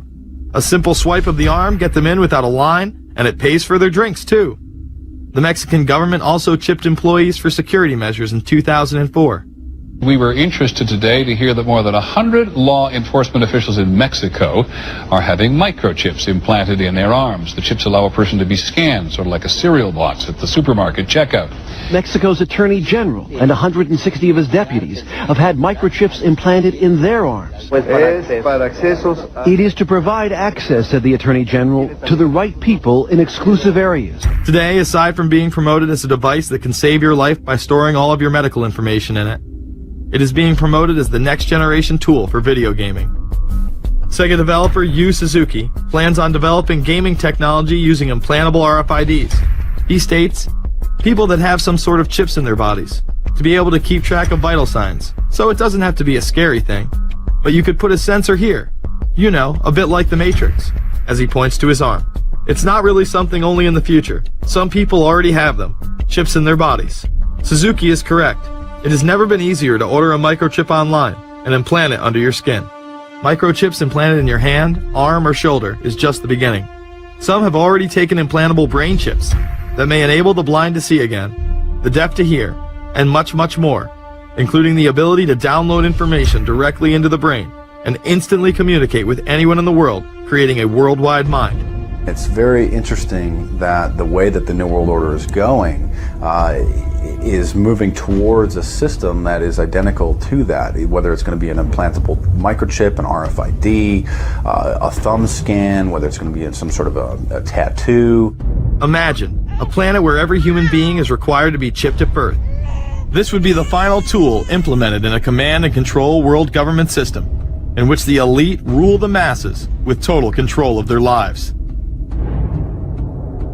This is, of course, a terrible predicament for those of us who are convinced that this system is slowly but surely destroying this country and has to be changed. But we can't count on the elected presidents to do it, and we can't count on the elected Congress to do it. We somehow have to mobilize the technological resources of the internet to create some kind of new political force in this country. So is there anything else about the ruling class we should know? Politicians, business leaders, and media figures are often portrayed as pillars of morality while they describe themselves as Christian conservatives. Nothing could be further from the truth. In reality, many of the elite are groomed at a young age to take part in occult rituals. Those who attend Yale are indoctrinated into the Order of Skull and Bones, an elite secret society cloaked as a fraternal order. Yale University is 300 years old this year, and were you to visit its campus, you would see that it still has exotic clubhouses, which look like tombs where Yale's legendary secret societies meet.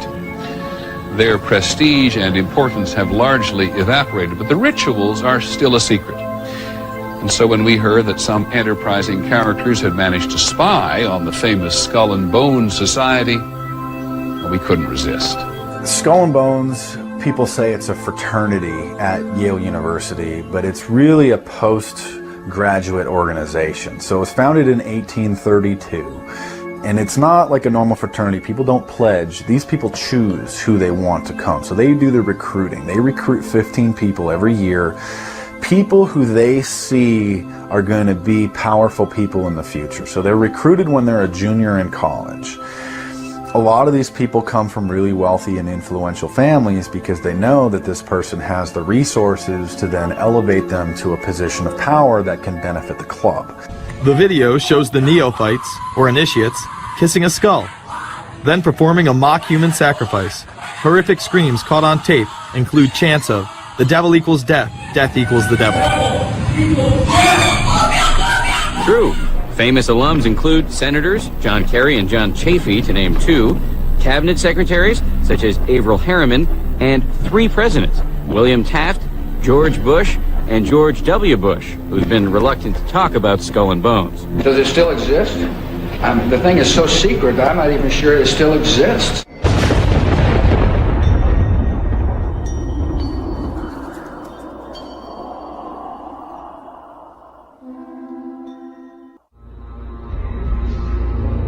No doubt you'll be hearing about all the differences between John Kerry and George W. Bush. But we've discovered they do have something in common. During their respective college days at Yale, they both belonged to a group called Skull and Bones. Does it still exist? The thing is so secret, I'm not even sure it still exists. Former Skull and Bones members and current members have been presidents, heads of the CIA, senators, heads of business. I mean, huge, huge corporations. These people have the network that brings them to such a position of power that most people could only dream of. You both were members of Skull and Bones, a secret society at Yale. What does that tell us? Not much, because it's a secret. Is there a secret handshake? Is there a secret code? I wish there were something secret I could manifest. 322, a secret number? There are all kinds of secrets, Tim. You were both in Skull and Bones, the secret society. It's so secret we can't talk about it. What does that mean for America? The conspiracy theorists are going to go wild. I'm sure they are. I don't know. I haven't seen the web. Number 322?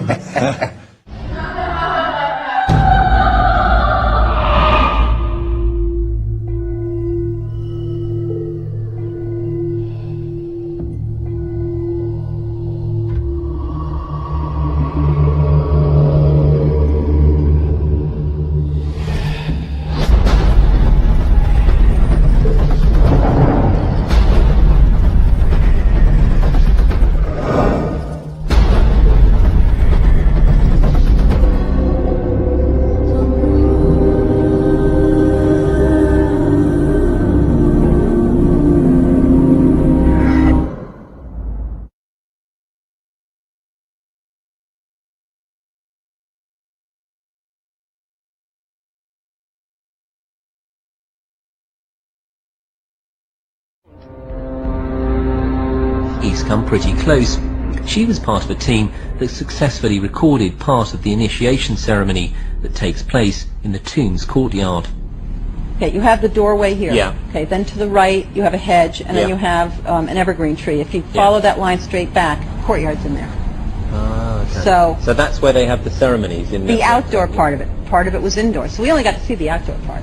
Right. We only got and to listen to the outdoor part. God only knows what went on indoors. And what did you hear? What was it you know? You managed to get this unique It was access to it. disgusting. It was gross. I mean, they were pretending to murder people. What was the tone of it though? Was it jokey or was it quite... No, it wasn't jokey at all. It was sick. It's about the only way I can describe it. It was sick.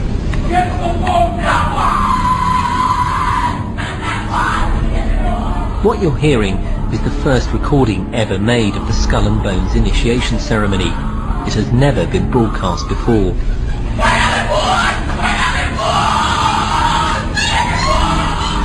15 new members of the club are being introduced into the macabre rituals of Skull and Bones by the senior students who are about to graduate.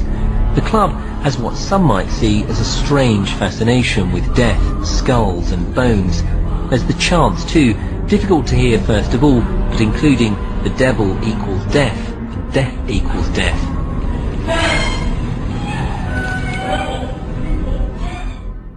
This is an elaborate occult ritualistic entry into this group that they are now a member of for life. This culture of death and the occult continues long after college. Later on in life, these pagan rituals carry on in the redwoods of Sonoma, California. And what is the Bohemian Grove? Well, it's a kind of summer camp for the powerful, an all-male gathering in great secrecy. This group was formed in the late 1800s by artists, industrialists, and politicians.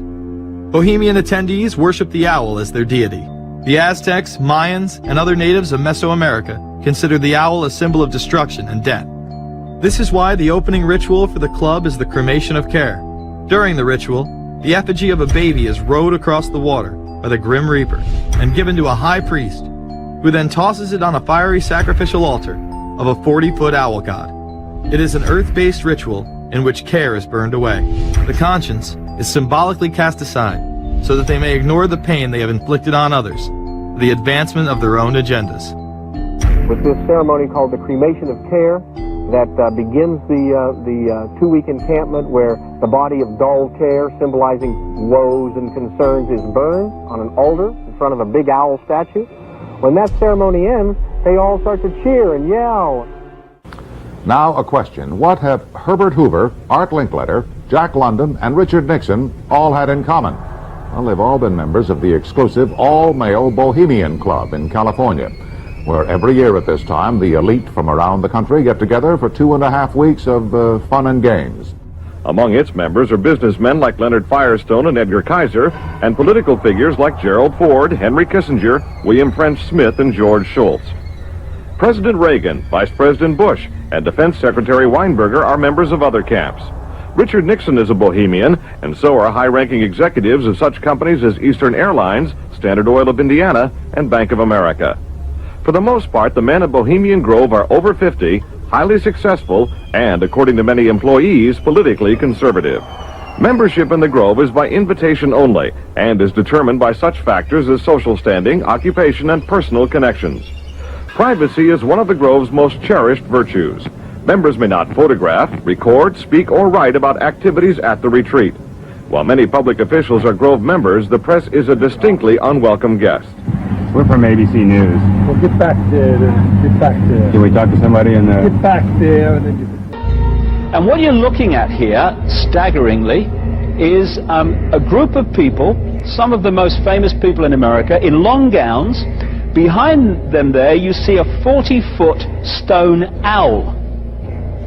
And there's the fire between them, next to the lake at Bohemian Grove. Now, one might wonder, understandably, why the people that run the banking, political, economic system and the media in America should be dressed in long robes doing a ceremony to a 40-foot stone owl. I think we should be told. You see, for over 120 plus years in Northern California, in Sonoma County, on a 2,700-acre secluded redwood grove, leaders from around the world, prime ministers, chancellors, presidents, governors, again, the heads of industry, banking, academia, the media, Hollywood, travel there to engage in bizarre, ancient Canaanite, Luciferian, Babylon mystery religion ceremonies. We were inside 4 hours. That's only one day out of the 2 weeks that they meet there for the admitted Summer Fire Festival of the Bohemian Club.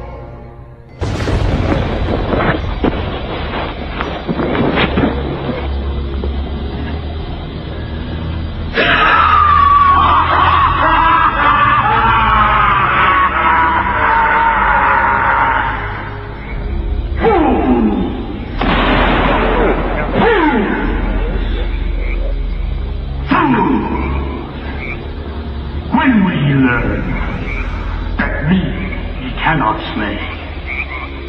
Year after year he burned me in this grove, lifting your puny shouts of triumph to the stars. But when again he turned your faces to the marketplace, do ye not find me waiting at the home? Fools! Fools! Fools to dream ye conquer care. Nay, thou mocking spirit, it is not all a dream. We know thou waitest for us, year after year, within this happy grove. Our fellowship bans thee for a space. Thy malevolence which would pursue us here has lost its power under these friendly trees. So shall we burn thee once again this night, and in the flames that meet thine effigy, we shall read the sign, Midsummer sets us free. Ye shall burn me once again.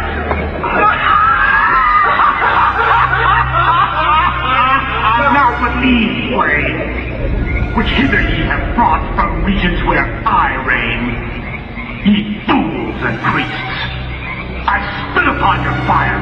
Hail, fellowship's eternal flame. Once again, Midsummer sets us free.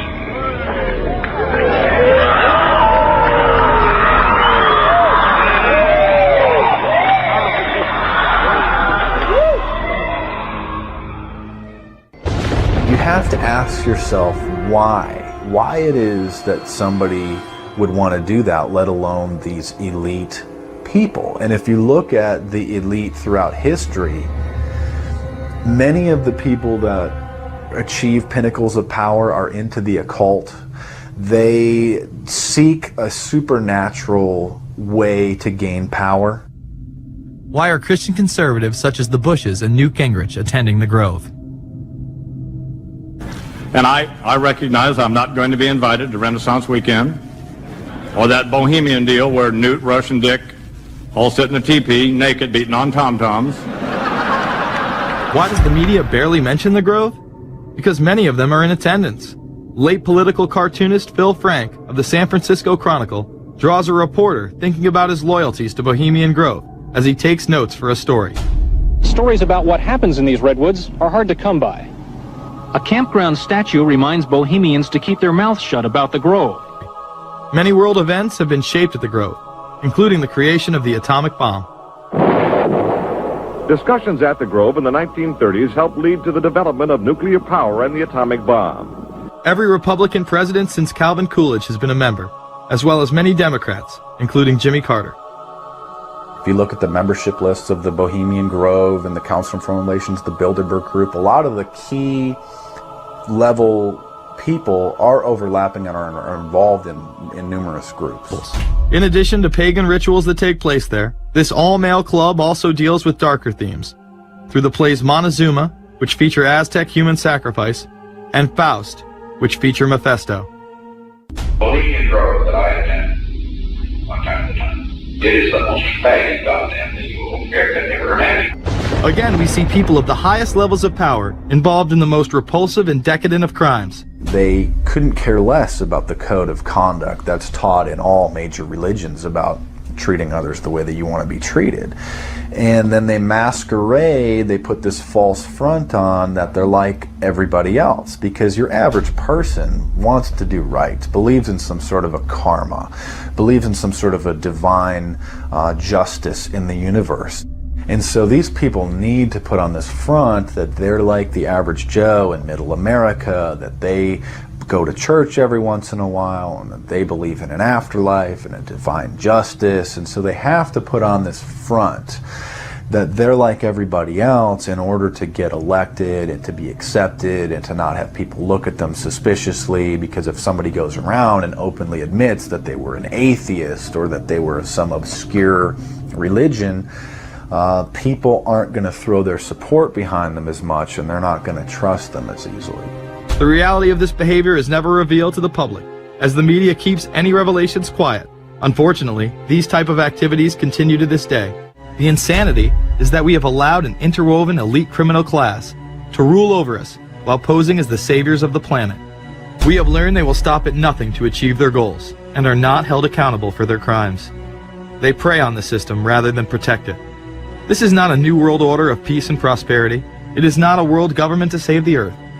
During difficult times, we must remain ever vigilant against seemingly positive solutions imposed to suit their aims. Crises there will continue to be. In meeting them, whether foreign or domestic, great or small, there is a recurring temptation to feel that some spectacular and costly action could become the miraculous solution to all current difficulties. We are threatened by a superclass that control the flow of information and hide technology from the public. The prospect of domination of the nation's scholars by federal employment, project allocations, and the power of money is ever present and is gravely to be regarded. We must also be alert to the equal and opposite danger that public policy could itself become the captive of a scientific, technological elite.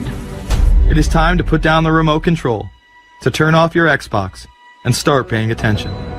It is time to step away from everyday luxuries and pop culture and take action against a monolithic, concentrated evil in order to save what's left of humanity. We must now trade in our apathy for action in order to defeat this invisible empire. What do you want me to talk about? Yeah. A fraud? No, it wasn't a fraud, but I'll be glad to talk to you if you'll shut up and let me talk. Now.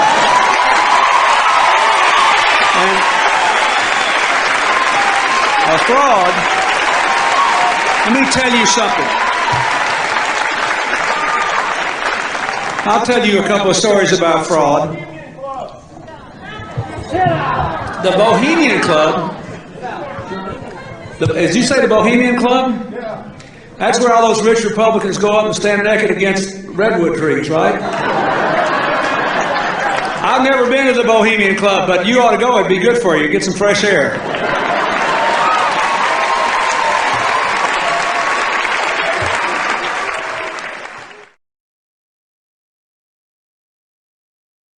We ran into David Gergen, the Karl Rove of 4 presidential administrations. Okay, one last question. I read a Washington Times article many years ago where you had a comment about the organization, and then now it's been in the Wall Street Journal, it's been in a lot of different newspapers, and that's the Bohemian Grove. And back in, 1996, when you joined as a Clinton advisor, the Republicans were criticizing you. Oh, what about Bohemian Grove? And then you countered them by saying, "Hey, I don't run around in the woods naked." What did that mean?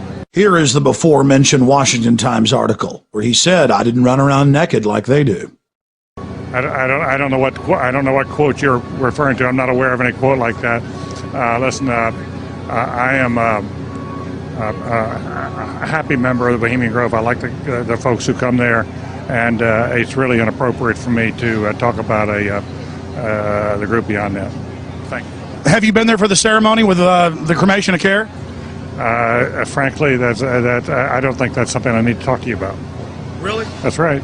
Well, I'm Alex Jones, and I snuck in there in 2000. I'm the guy that blew it wide open and got the video. It's been on national TV. Well, I disrespect you for that. You do? I do.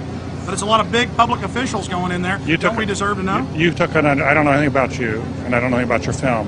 But if you go in there with an understanding, you violated that understanding by releasing that film, and I don't respect you for that. Really? But we have public officials. I'm sorry. You took an understanding when you went in there that you would not do that film. And did you have an understanding when you went in there? No. Did you crash it? Yes. Yeah, and it has no trespassing signs there too, doesn't it? No, they put them up after. Oh, I'm sorry. I just walked in. I'm sorry, sir. I've been there before. I know what the circumstances are, and I'm sorry you violated the understandings. That was not a gentlemanly thing to do. But what about the ritual? Is the ritual genuinely?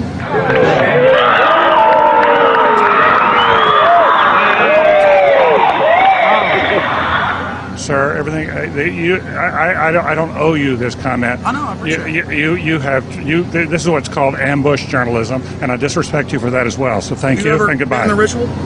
That's none of your damn business. Oh, that's right. Listen. You go around and make understandings with people and violate them. You ambush people on the streets, and that's inappropriate form of journalism. If you wish to practice that, that's fine, but don't ask others to respect you for it. If you want to, you can do. You're free American, like anything you want. If you want to be uncivil and rude and ungentlemanly, that's up to you. But don't expect the rest of us to say, "Oh well, you're there, Mr. Gergen." I'm sorry, nobody sets policy in there. We try to be gentlemen, and obviously, you don't belong there. Weaving spiders come out here. Yeah, that is a 3-pointer. Woo! Look how strangely he behaved when we brought it up. Why is he acting so secretive? And why did he get so angry when he discovered that we'd snuck in? You see, they take it very, very seriously. This is one of the hallmarks of the occult and secret societies. The word occult means secret. Secrecy is part of their religion. They revel in it. And when it's violated, they become extremely angry. How widespread is the occult? The answer is extremely widespread. Occultism in our society, and particularly in our government, at the highest levels of corporate America, is rampant. It's also important to note that the Grove itself was founded in 1872 by West Coast journalists, and that the National Press Club adopted the iconography of the Grove for its Great Seal. There are three major icons used in the cremation of care ritual: Moloch, the owl idol, the curved staff carried by the high priest, and the eternal flame lamp, the Arabian-style lamp, which the priest uses to ignite his torch, which he then uses to burn the human effigy, Care. Our social lives, going to the football game or the PTA, a little bit different than your average world leader or corporation chief. No, in their spare time, they worship Moloch and do mock human sacrifices. We just need to get used to that and accept them as our leaders.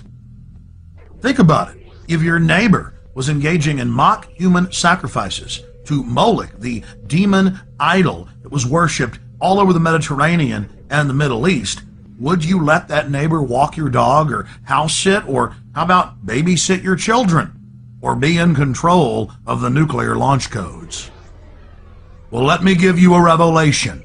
They are in control of the national deficit, of Congress, of your bank account, of your local police department, and they see you as cattle, as their slaves.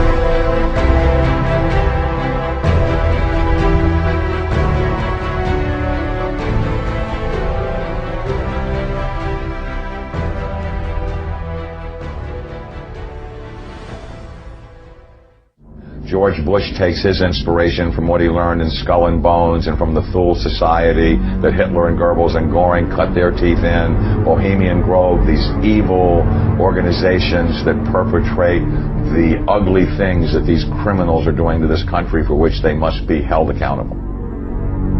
They are the most violent, dirtiest people on the face of the earth. Somewhere Americans are going to have to take their country back and start finding out who are these people.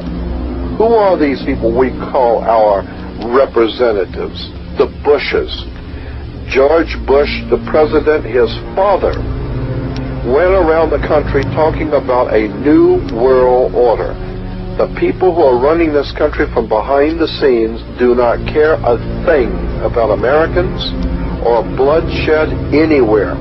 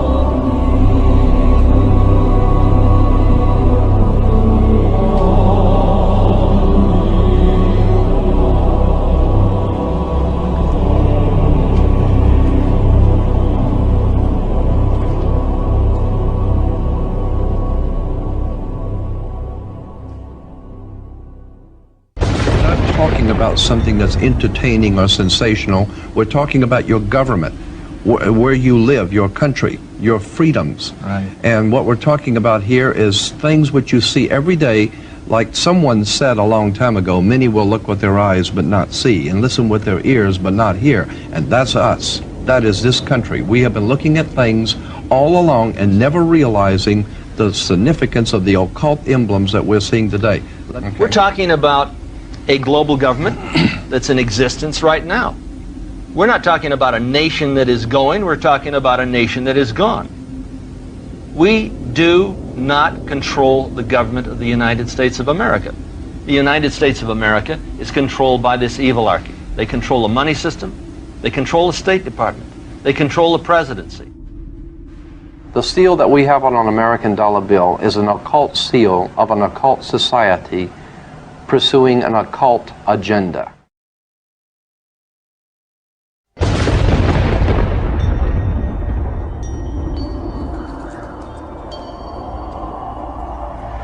I mean, we could do anything we want. We just got to believe in it. And our beliefs and the way we carry ourselves and the way we act is the most important thing in this world. And we shouldn't be afraid to be who we are because based on intimidation and fear. This government uses fear and depression as their major tools of oppression. And we have to understand we can't be scared. We can't be depressed. We have to think positively. We have to do good things. And it's not about me. It's not about individuals. It's about all of us standing up for what's right. And when we all stand up, that's going to be the significant amount of change that we're going to see in this world. That's going to be the time where we're going to take this country back for what it's supposed to be, truth, liberty, and love. And that's the main principles behind We Are Change. Keep standing up there as individuals, empowering ourselves and motivating more people to stand up with themselves. You know, and again, don't ever be afraid to be who you are. Don't ever be afraid to speak what you know. Just get out there, believe in yourself, and you have a short life to live. Make sure you live a good one.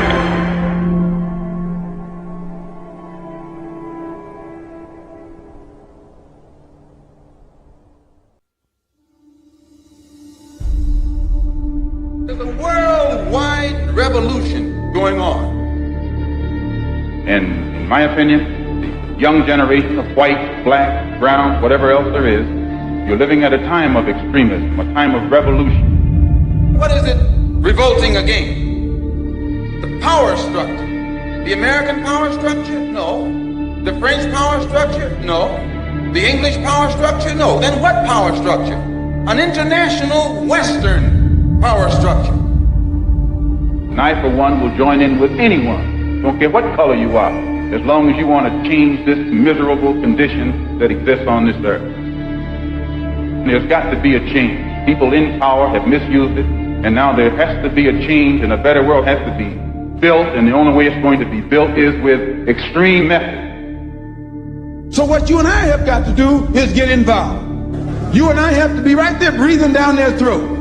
Every time they look over their shoulder, we want them to see us. Once those intentions are made known, we can get to the nitty-gritty of the problem. We can get to the core of the problem. We can get to the root of the problem. And then we can correct the problem.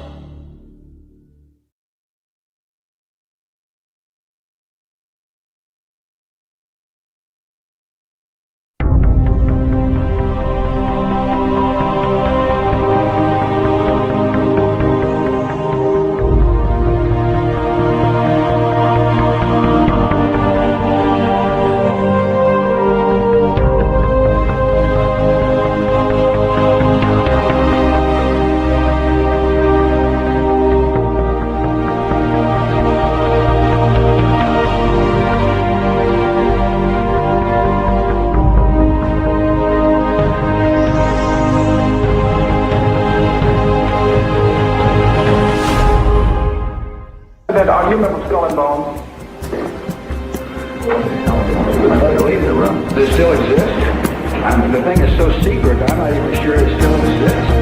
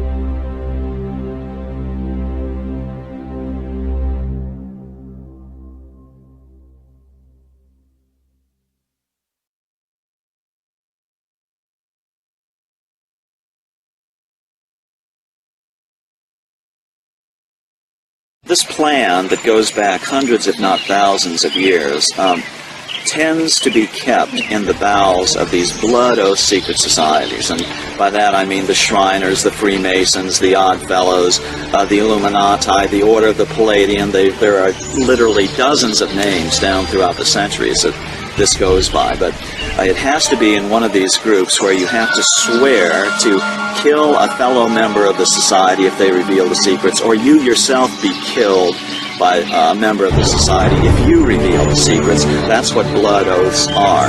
And they start out bad, but they get worse as you go up in the organization. Their whole purpose throughout history has been to teach a small number of people how to become adept at controlling everyone else, and presenting their societies as desirable to the profane, so that you'll go knock on the door and say, hey, can I be a member? And be initiated, with the promise of learning some great secret. What is that secret? The secret is what I have just told you this morning. The secret is how to control everybody else. And you never understand how to control everybody else until you get to the top of this pyramid of initiation. Most people never make it past the third step. All above that are carefully chosen and nurtured and taught.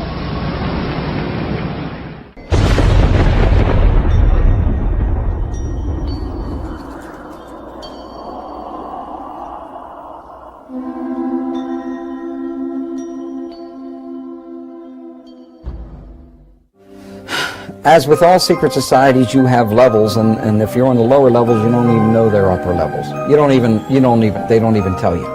You bump into it by accident, or someone comes along. Now, in Scottish Rite, that's something different, because they know that there's a... But before then, and basically secret societies, let's go to ancient Egypt.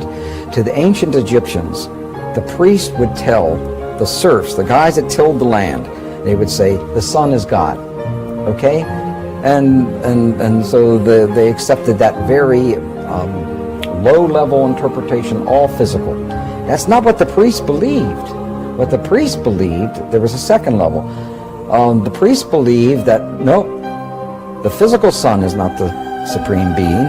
It's the spirit which flows through the physical sun that is the supreme deity. However, there was another level. And the priests didn't even know it. It was those that were involved and elevated to if I would have told you this 15 years ago, I might have gotten shot. Weishaupt saw in the ancient orders of Freemasonry an opportunity to commission foot soldiers for his cause of world domination. He wrote that none is fitter than the 3 lower degrees of Freemasonry. The public is accustomed to it, expects little from it, and therefore takes little notice of it. Weishaupt felt that Masonry was the easiest way to get a good Christian guy on the path of destruction, essentially, where you can have them take little baby steps on this path. It's a system they've been working on for thousands of years. They've really got it down. They know how to gradually, gently corrupt people from Christendom, first of all, to deism. Of course, deism is where, yes, God started the world, but then he took off, and he has no place in the affairs of men now. And so you don't have to worry about God, you don't have to worry about heaven and hell. You just kind of do your thing, and everything will be okay. Deism to atheism is the next step. Atheism, where you claim there is no God, you know. And then, of course, the next step is out and out Satanism. And interestingly enough, Satanists know there's God, know there's a heaven and hell, and they just choose hell, and they choose to drag as many people into hell as they can.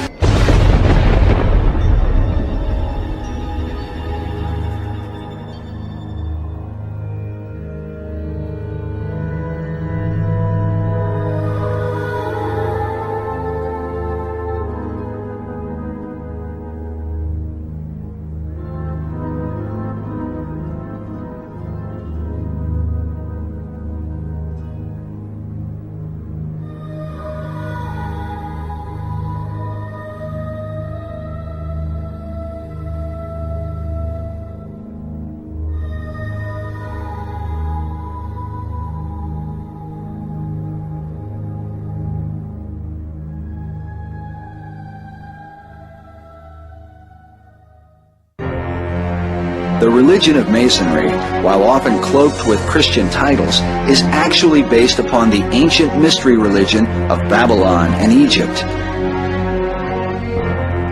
These same mysteries governed the worship of Medo-Persia, Greece, and Rome. The mysteries are often symbolized by the all-seeing eye, sometimes called the Eye of God. But the God of Masonry is not the same as the God of the Bible. None was more adamant about this point than the man considered by many to be the most influential Mason of all time, Albert Pike. Albert Pike was a Confederate Civil War general who was the head of American Freemasonry in the post-Civil War period. He was probably he's certainly the most important American Mason. His book, Morals and Dogma, is required reading for every Freemason. He says on page 624, the 28th degree, Teachings of the 28th degree, he says, quote, Masonry is identical with the ancient mysteries. Okay? And then he goes on, he says, we reproduce the speculations of the philosophers, the Kabbalists, the mystics, and the Gnostics, unquote. Well, these were all systems, religious systems, that worshipped Lucifer. Pike probably mistakenly reveals his true intent because he speaks of Lucifer frequently. When he says we are identical to all the mysteries, the mysteries were all brought under God's condemnation and destroyed at one point or another in history. From the Babylonian mysteries to the Egyptian mysteries to the peoples living in the land of Canaan. When, the major reason God destroyed them, he ordered them to be killed, man and women and child. They were all worshiping Satan. Now see, Masons distinguish between Lucifer and Satan. Masons believe that Lucifer is the light bearer, the good God, and that the Christian God is called Adonai, the evil God. They use as their justification that if the Christian God was a good God, then there wouldn't be this Garden of Eden problem where because you ate of the apple, now you have to suffer and you have to, the sweat of your brow, you have to make your living. Well, women have to give birth in pain, etc. No good father would do that to his children. So the Christian God is the evil God, where Lucifer is the good God because he'll give you everything you want. He'll fulfill your every desire. In 1908, French occult expert Copin Albancelli wrote, certain Masonic societies exist which are satanic, not in the sense that the devil comes to preside at their meetings, but in that their initiates profess the cult of Lucifer. They adore him as the true God, and they are animated by an implacable hatred against the Christian God whom they declare to be an impostor. Perhaps Albert Pike's most famous and controversial quote is this one. the true and pure philosophic religion is the belief in Lucifer, the equal of Adonai. But Lucifer, God of light, is struggling for humanity against Adonai, the God of darkness and evil. Because of this, occult author Edith Starr Miller wrote, "Luciferian occultism controls Freemasonry." It is important to remember that the lower ranks of Masonry are largely unaware of the deception of their leaders. Master Mason Manly P. Hall, who said that when the Mason learns the mystery of his craft, the seething energies of Lucifer are in his hands, also made it clear that Freemasonry is a fraternity within a fraternity, an outer organization concealing an inner brotherhood of the elect. Meanwhile, Albert Pike wrote in his famous Morals and Dogma that symbols are displayed to the initiate, but he is intentionally misled by false interpretations. It is not intended that he shall understand them, but it is intended that he shall imagine that he shall understand them. Their whole goal with this philosophy is to teach all men and women that the only end of life is to seek the utmost pleasure and happiness that you can get out of it, because when you die, there's nothing else. That's what they teach. That's what they want you to be.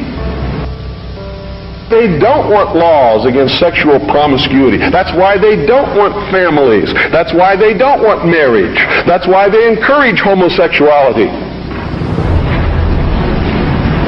There's a method to their madness. There's really not much method to yours, because you're operating from a place of ignorance, and until you change that, you're going to be bumbling around, bumping into each other, saying and doing the wrong things, not understanding the nature of your enemy. And if you don't understand the nature of your enemy and the weapons they use, you cannot fight that enemy. You can't fight the battle. You shouldn't even be on the battlefield. That's why you're losing the war. Don't tell me you're not, because I'm in a place of great knowledge about who's winning and who's losing this war. And I can assure you, you're losing the war. Doesn't mean it can't be turned around, but it'll never be turned around until you learn what you need to know. The secret is simply the fact that certain of their members worship Lucifer, and that they keep that secret from the overwhelming majority of their own members, and certainly the public is never to know this fact if they can help it. And the evidence to support that conclusion is ample, but only to one who cares enough to look for it. The problem with most people is they don't care enough to look for anything. So why the secrecy? The secrecy is because, folks, the real secret of Mystery Babylon is how to control everyone else. And if they reveal these secrets, they won't have the control, for it'll be in the hands of everyone. That is the greatest secret of the secret societies. And I can tell you now that most of us have been living in fantasy land for all of our lives. We don't even know anything near what the truth of any matter is. We must begin an honest search. Now Osiris has as a symbol an eye, and that eye, of course, is the sun. And this eye represents the son of the underworld. Quote, the arcana, defined as being a secret or hidden knowledge of the ancient mysteries, were never revealed to the profane, defined as those not initiated into the inner mysteries except through the media of symbols. You're going to find, folks, that symbols mean more than you will ever begin to understand unless you waded deep into the stream of the Mystery Babylon, as I have.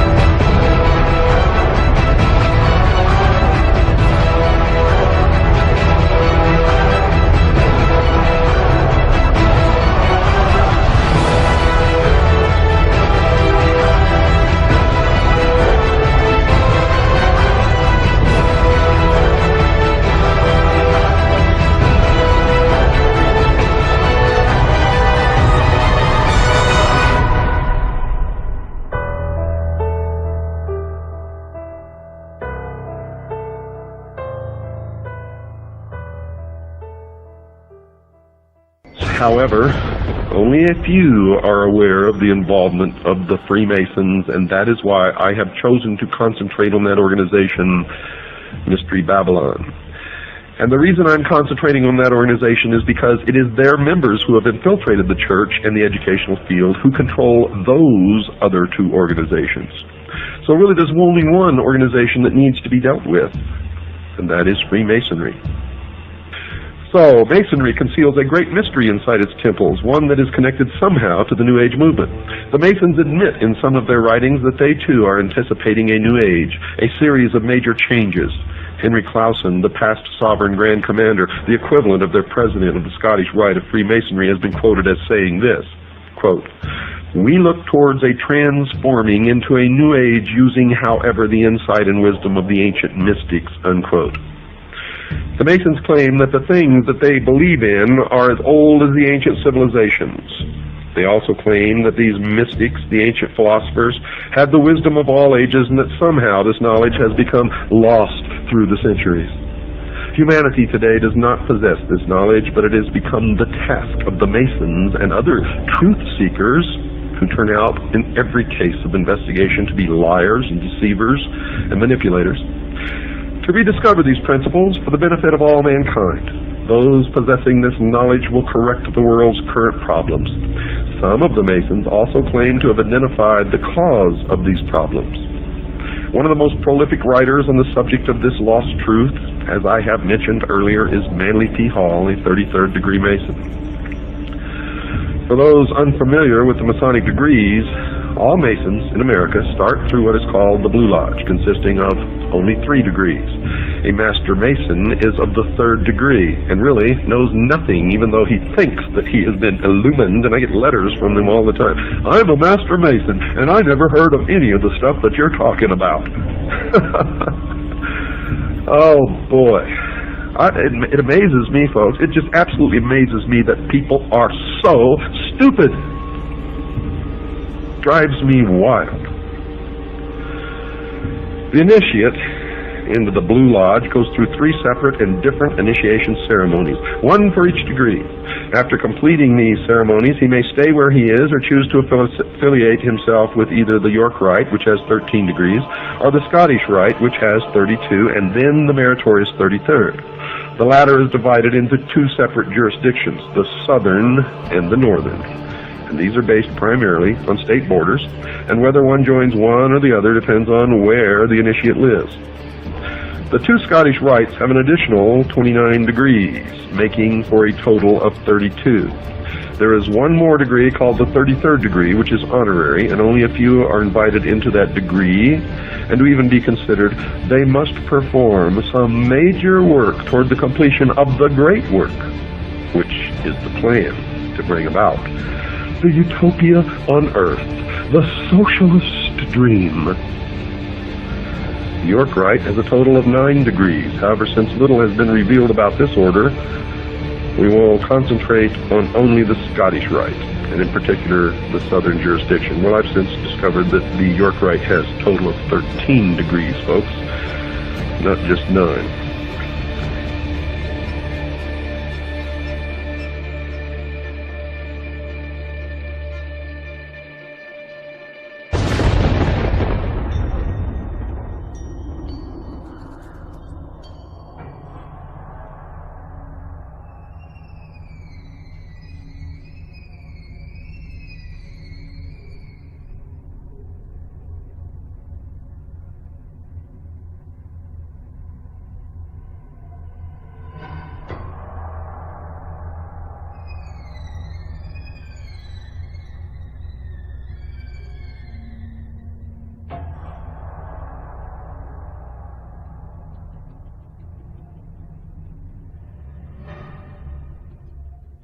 The Illuminati was an organization created in Bavaria. A Freemason named Adam Weishaupt created the Illuminati as an inner circle of Freemasons. And he was very definitely taken by the period of the Enlightenment. He saw liberal democracy and liberal government not liberal in the sense that we use it today in political talk, but liberal in the sense of giving rights and freedoms to the citizen as an important way to improve the world. And his plan was to create this inner circle of Masons called the Illuminati. That means the enlightened ones. And that this inner circle of Freemasons would then spread out among Masonic lodges, and then the Masons in turn would see to it that their members were put in prominent positions in government, and that then the Illuminati's influence would enable the liberal democratic principles of the Enlightenment to be spread throughout the world. It had three ideals: separation of church and state, controls on the power of the state, and the emancipation of women. Three planks in their platform, if you will. Now, one could say that the Bavarian Illuminati won, because that, in effect, defines Western society. Because the Illuminati plan to change the world in many ways came to pass, some believe the order functioned through the revolutionary movements of the 18th, 19th, and 20th centuries. The cry for revolution around the world seems to have impacted all the countries of Europe and spread beyond to Russia, China, North Korea, and Cuba. But most controversial is the society's influence in America, something hinted at in the very date in which the Illuminati in Germany was founded. I think they were supposedly formed in 1776, the same year of the Declaration of Independence. And the Illuminati was established as an organization, you know. He says, no longer are we going to take the orders of the monarchs in 1776. Now that's a pretty important date, isn't it? Now, you made reference to 1776 and the Illuminati. Can you draw a line? And I do associate the two because the language was so symbolic. It's too direct and too precise not to know that these people who envisioned such a new world were actually combined in the underground secret societies of Europe. Fire was an important symbol to the revolutionaries, who were determined to destroy the old world in preparation for the new. As one of them declared, with a match, one does not lift up the world, one burns it. Weishaupt's Bavarian Illuminati sparked the flame of the revolutionary faith, but some researchers believe that at some point their flame was put out. They lasted about 10 years. Now, what lasted for centuries after them was the rumor and reputation that there is a secret inner circle of Freemasons that are plotting to take over the world. John Robison in Scotland wrote a book, Proofs of a Conspiracy, where he talks about how the Illuminati are trying to take over Masonic lodges, and Masonic lodges are trying to take over the world. But the American lodges, by and large, externally, and we know, did not accept that because it wasn't needed. However, it doesn't mean that there weren't lodges within the United States that did. You had to have had some Freemasons that were members of the Illuminati, but were they in control of any lodges? Don't think so, because it would be against the law. In the lower levels, they could talk all they wanted about it, but to get together as a group, as a function, as Freemasons, they couldn't. There was an Illuminati scare. How frightening is this? We've always known there was a Masonic lodge down the street. Could they be infiltrated by the Illuminati? Are they secretly trying to take over our government? All of this is foolishness. The Illuminati went out of business after about 10 years. They never spread beyond, much beyond Bavaria, certainly never to the United States. It seems logical to some that Weishaupt's organization was disbanded by 1786, after it had been discovered and outlawed by the Bavarian government the year before. But others point to a letter written by George Washington on October 24, 1798, 12 years after the Illuminati had supposedly ceased to function. Writing to the Reverend G.W. Schneider, Washington acknowledged the presence of Illuminati doctrines at work in America. The Reverend Schneider had sent Washington a copy of the book, Proofs of a Conspiracy Against All the Religions and Governments of Europe, by Professor John Robeson, saying that his book gives a full account of a society of Freemasons that distinguishes itself by the name of Illuminati, whose plan is to overturn all government and all religion. For many researchers, the presence of the all-seeing eye floating above an unfinished pyramid stands as clearest proof of the Illuminati at work in America. Yes, I believe the symbol on the dollar bill, the truncated pyramid, is directly related to the Illuminati. According to Dr. Billington, it was the Bavarian Illuminati that put the fire in the minds of men and compelled them toward a global revolution to change the world. Is it possible that this philosophy is at work in America today? By our efforts, we have lit a fire as well, a fire in the minds of men. It warms those who feel its power. It burns those who fight its progress. And one day, this untamed fire of freedom will reach the darkest corners of our world. In his book, The Secret Destiny of America, Manly P. Hall wrote that world democracy was the secret dream of the great classical philosophers, saying that the brilliant plan of the ancients has survived to our time, and it will continue to function until the great work is accomplished.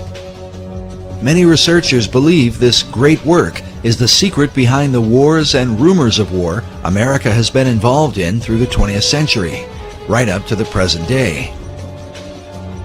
Could this plan of the ancients to establish a world democracy be the real hidden agenda of secret societies?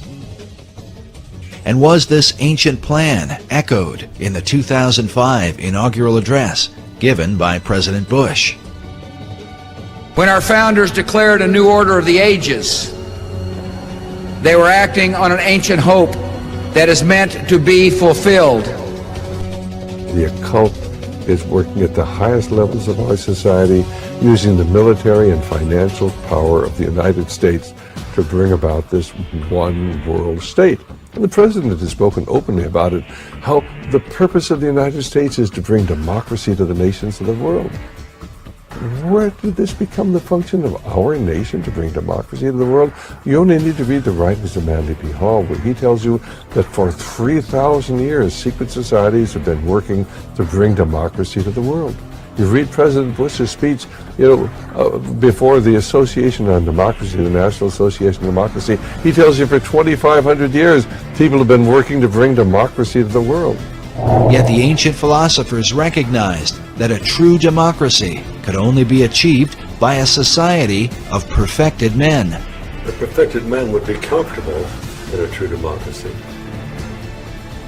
And probably a true democracy cannot emerge until there is enough of such human beings in the world that can take over the government of man. It will be that kind of leadership. It'll be like Plato's vision of the philosopher king, the man who has wisdom and the man who has power. Democracy has the occult promise of a fair world to live in.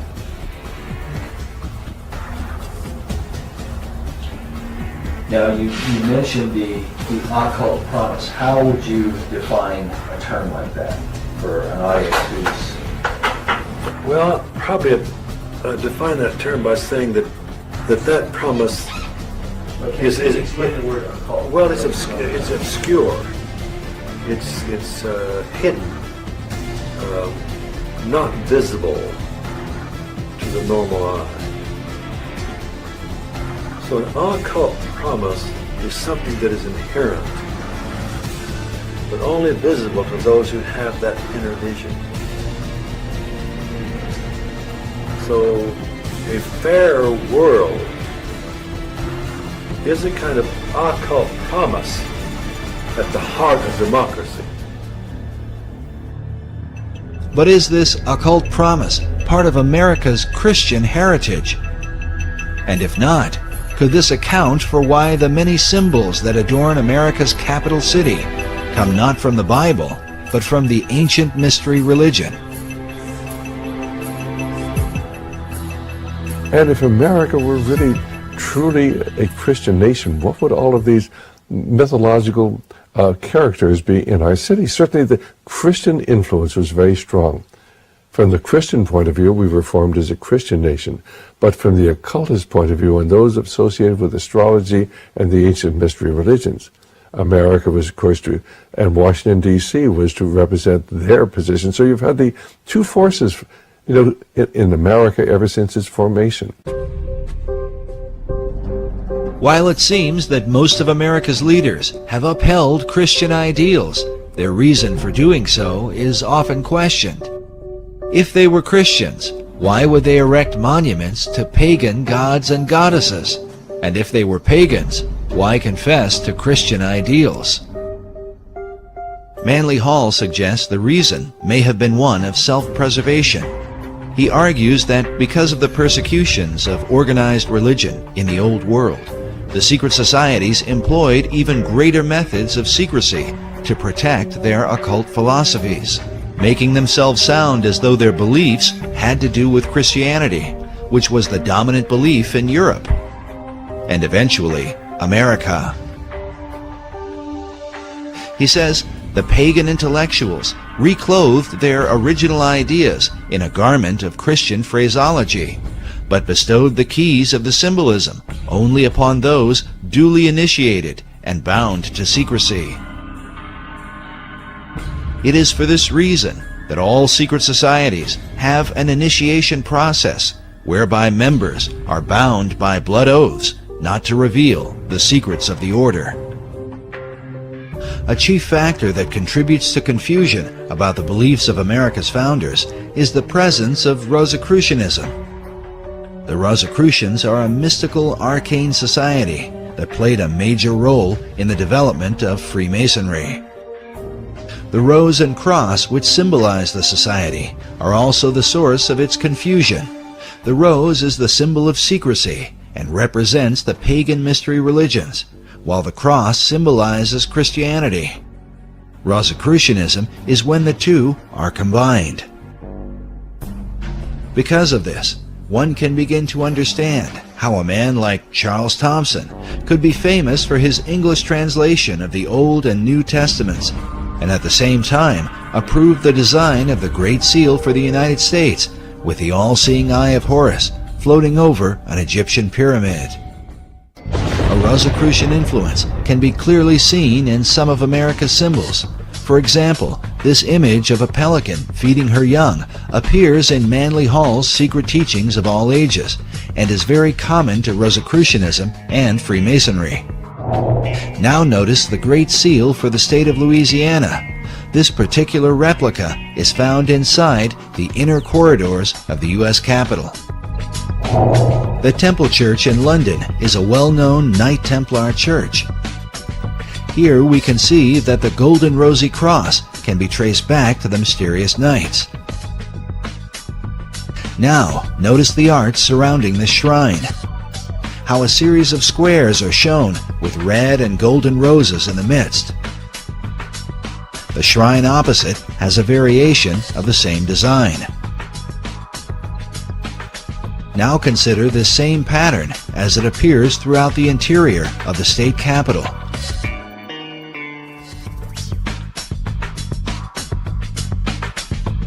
Inside the old Supreme Court room, and in various forms throughout the Library of Congress.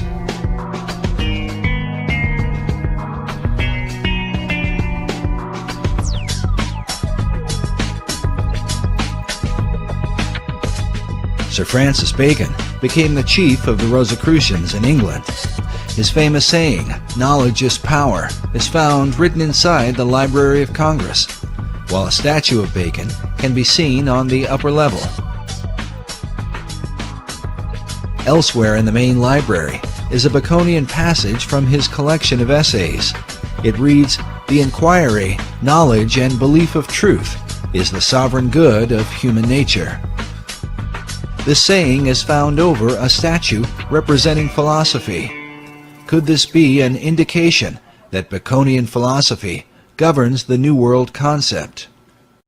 Albert Pike was one of the most prominent 19th century Freemasons. He joined the fraternity, I believe, in 1859, just before the Civil War. He was a scholar of ancient languages, was very familiar with what we would call comparative religion today, and he was given the task by the Supreme Council for the Southern Jurisdiction to rewrite their rituals. And this he did just before the Civil War, and then after the Civil War, he was elected Grand Commander of the Southern Jurisdiction, and he served in that position until his death in, I think, 1891. Pike held the office of Sovereign Grand Commander for the Southern Jurisdiction, which is based in Washington, D.C. Albert Pike's great contribution to the Scottish Rite is his book, Morals and Dogma of the Ancient and Accepted Scottish Rite of Freemasonry. On the title page it reads, "Esoteric Book for Scottish Rite Use Only, to be returned upon withdrawal or death of recipient." It's given to the new Masons after they've gone through a series of stuff. Then they're given a copy of Albert Pike's book. Pike declared that the true definition of Freemasonry is an advance toward the light.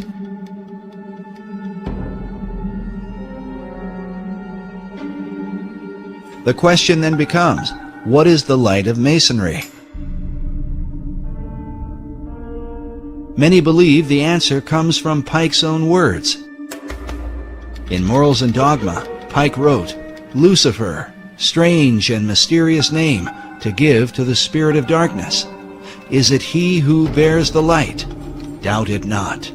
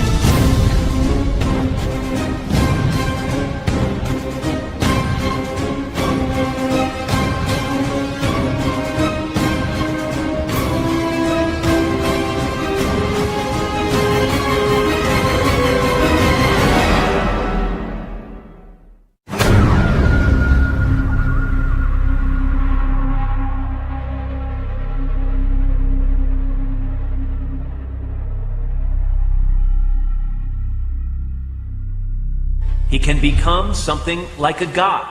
You might be surprised to learn the founders had a similar idea. There is a painting in the Capitol. Yes, tell me about it. Well, it's a painting that I was shocked to find was there. I said there is a painting called The Apotheosis of Washington. Apotheosis meaning the God-making of Washington. George Washington becoming a god. It seemed almost irreverential. It was like, how can a man become a god?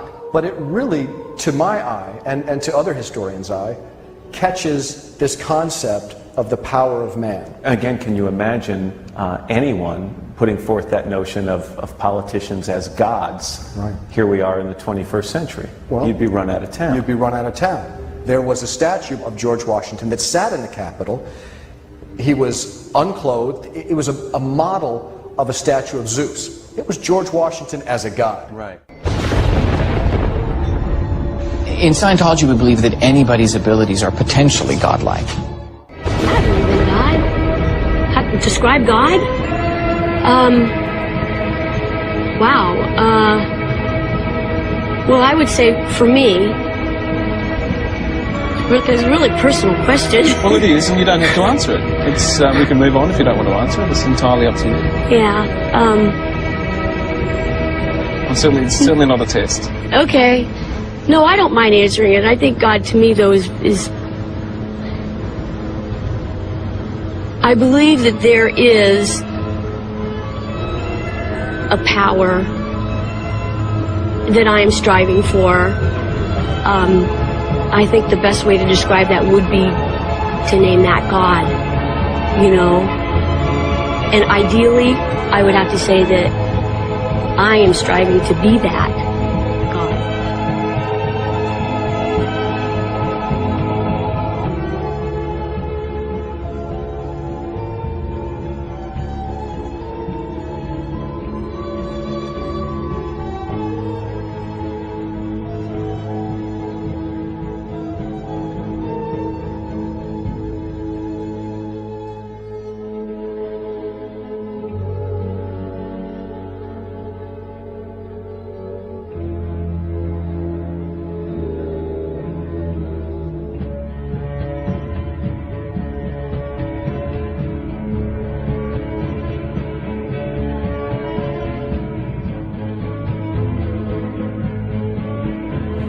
I know for a fact that there's definitely people that believe in Satan and worship Satan, you know what I mean? That that's real, that exists.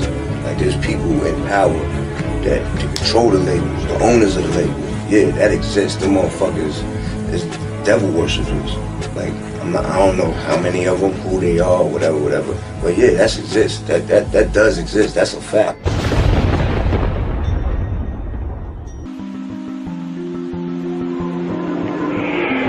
Always know.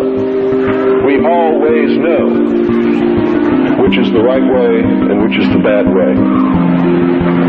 The bad way sometimes feels better, so we may choose that way and justify it by rationalization in order to make ourselves feel better about the bad that we did. Isn't that the way we all do things?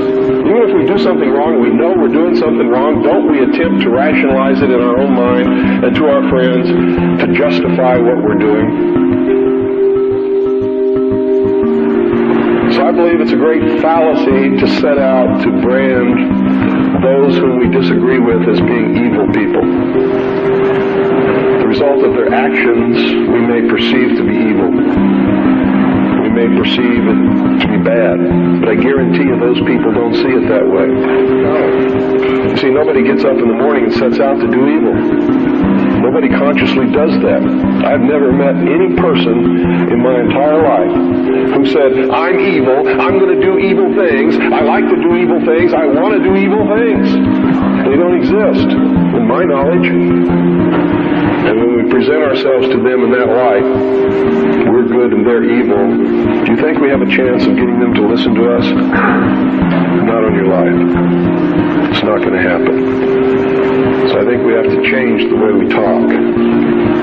We have to talk to them in a different manner.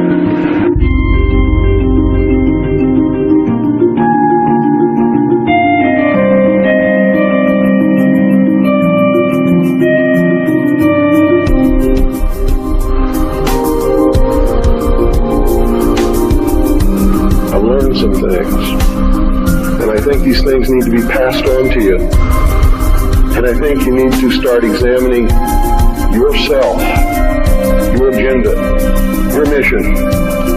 Who are you? What are you about? What do you believe about America? Is it true?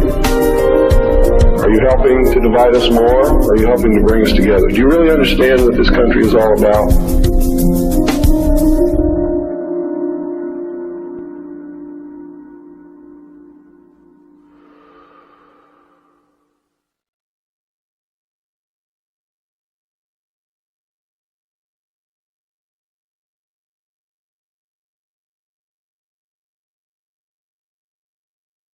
Meyer Amschel Rothschild had made a very interesting and profound statement. He said, "Allow me to control and issue the money of a nation, and I care not who writes its laws." And he was right. Meyer Amschel Rothschild is called the founding father of international finance. In 2005, Forbes magazine ranked him 7th on their list of the 20 most influential businessmen of all time. All this happened back in 1776, and this was during May 1st and shortly thereafter. The significance behind that is that on May 1st, 1776, Dr. Adam Weishaupt, who was a devout Jesuit priest who was given the chair of the professorship of religious studies at Ingolstadt University, was approached by Meyer Amschel Bauer, who would later change his last name to Rothschild, along with 12 of his most financially influential friends. They knew Weishaupt at that particular time was not only a genius when it came to the occult world, but Weishaupt also had an axe to grind, because it was the Catholic Church that just recently defrocked him. He was no longer a Jesuit priest, and he was going to send a message to them, to the monarchies of Europe, and to all other people who would try to have their will over his. What Rothschild and Weishaupt came up with was a plan to destroy the old world system of government through monarchies and the church, and to set up a new world order in its place. This is said to be the great plan of all the secret societies. So what happened? Meyer Amschel Bauer approached Weishaupt and basically told him, we know you've got the occult knowledge and genius to put it all together. We've got the money. You do it, we'll back it. Just to paraphrase what really happened. So in 1773, Weishaupt started creating what had never been created before. The idea of Illuminism had always been around, ever since the days of Babylon, with the co-founders of being that Nimrod and Semiramis. But no one had ever been able to actualize it. However, May 1st, 1776, the Order of the Illuminati had become a reality under the auspices of Dr. Adam Weishaupt. Now, like other nations, orders, countries and such, they have their two great seals. The Order of the Illuminati does. Those two seals can be found on the back of a $1 bill. People mistake those to be the two great seals of the United States of America. They are not. Those are the two seals of the Order of the Illuminati, and I'm going to explain it to you. In order to understand the seal itself, we have to first take a look at every single thing that composites it. We look at the first part of it on our left, which would be the truncated pyramid one. Above it is a 13-letter Latin expression that says Annuit Coeptus, and directly underneath the base of the pyramid is a 3-word Latin expression which is Novus Ordo Seclorum. If you were to look up the word, let's say, work, in the English dictionary, you're going to find at least 50 different meanings for it. It is the same thing in Latin. Different words have different meanings. They have more than one meaning. The word seclorum, one of the definitive meanings is secular. Something that is secular is of the world. So it is proper, very proper, to translate the bottom as New World Order, the Novus Ordo Seclorum. The whole of it is saying, announcing the birth of a new world order. This would be Dr. Adam Weishaupt himself, the very first head of the Order of the Illuminati.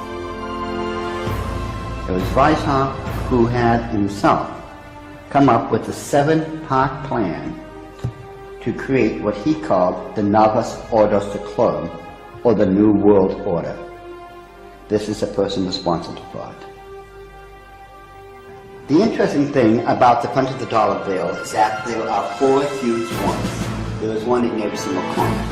Now if we look at every single one of them, they each have an oval around it, except for the top right-hand one. Now if we look at this blow-up version of it, you will find there is no oval. This is a shield that is surrounding the one. Now, the reason there was a shield here is because this is very similar to the original shield that was given to the Rothschild family when Baron Meyer Amschel Rothschild had become knighted in England and received the lordship. If we look across the top of this shield, all the way to the left-hand side, it drops down and forms a crescent moon. It's It's a crescent moon because it represents the female goddess in the occult world. At the bottom of that shield, of that lunar moon, you will see the owl.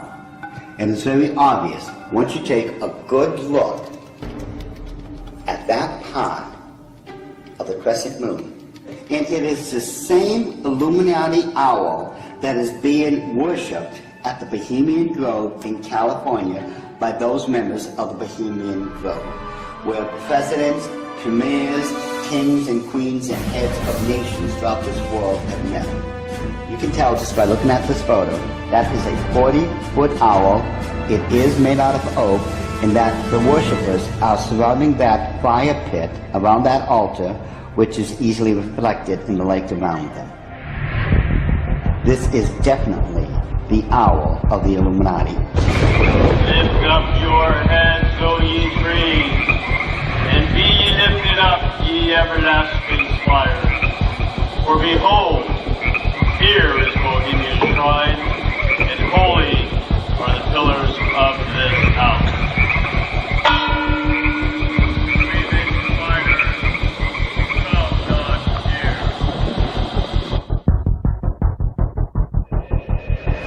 The owl is in his leafy temple, and be ye lifted up, ye everlasting spires. And holy are the pillars of this house. Breathing fire from God's air.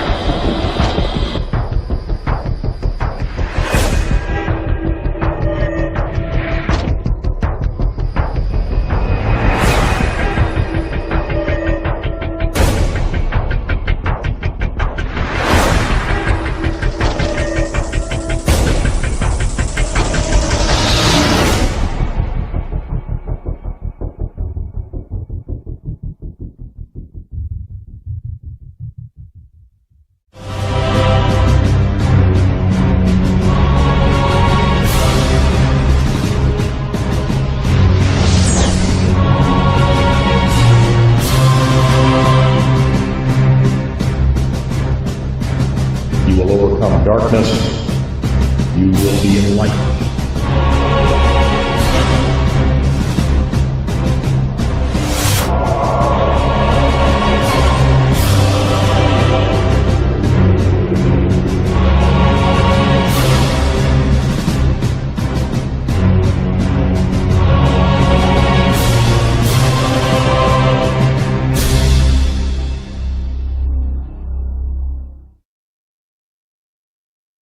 How do we penetrate years, centuries of historical distortion to find original truth? Tonight, this will be our quest.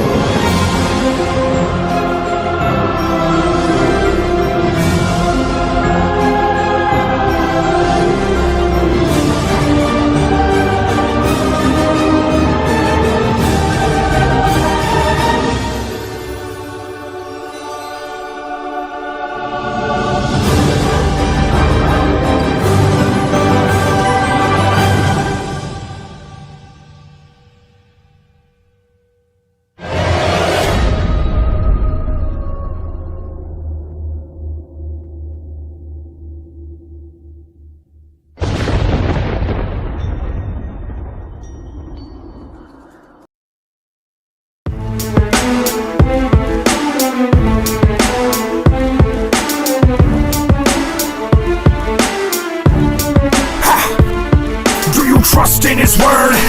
Who or what do you worship? For whom do you serve is the ultimate question. Cause if you're not on the side of Jesus Christ, you are against Him. No one serves two masters. It's either one or the other, either gather or scatter. Any kingdom divided against itself will not stand. You must first bind the strong man, then you can plunder that kingdom and take back what was rightfully yours, full dominion. It's not just my opinion, but the word of the Lord, so make your decision. In His timing predestined, that no man nor the son nor the hour is written, not even angels in heaven. Anyone setting dates and times, take heed and listen. The very hour we think that He will not return, the Son of Man cometh. None of us know of that moment, only the Father in heaven has this bestowment. All the rest are false prophets, even if they seem honest, their words must be flawless. 1 John chapter 4, 1 through 3, test the spirits before you agree. These words enlisted to bypass confusion, God's assist is to cast out delusion. Prophetic signs that will come in the time of God's plan. Tell me, where do you stand? Do you trust in His word? Who or what do you worship? For whom do you serve is the ultimate question. Cause if you're not on the side of Jesus Christ, you are against Him. Trust in His word. Who or what do you worship? For whom do you serve is the ultimate question. Cause if you're not on the side of Jesus Christ, you are against Him. No presumptions or hunches are needed. No conclusions to add is completed. Every word that is spoke must all come to pass. A future set in the past. Avoiding all substitutions, and don't assume something's true cause it says that it's Christian. The enemy seeks division, and he enlists many minions who use their religion. Those infected with selfish ambitions, signs and wonders, charlatan Christians, villains who waste many millions just to feed their own egos on frivolous living.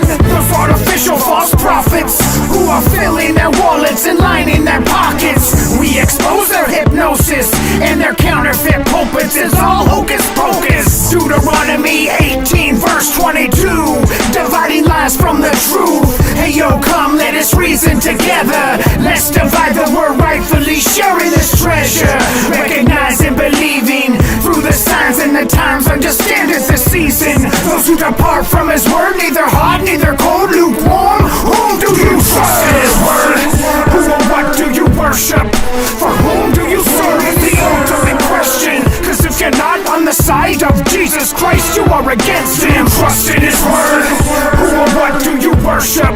For whom do you serve is the ultimate question. Cause if you're not on the side of Jesus Christ, you are against Him.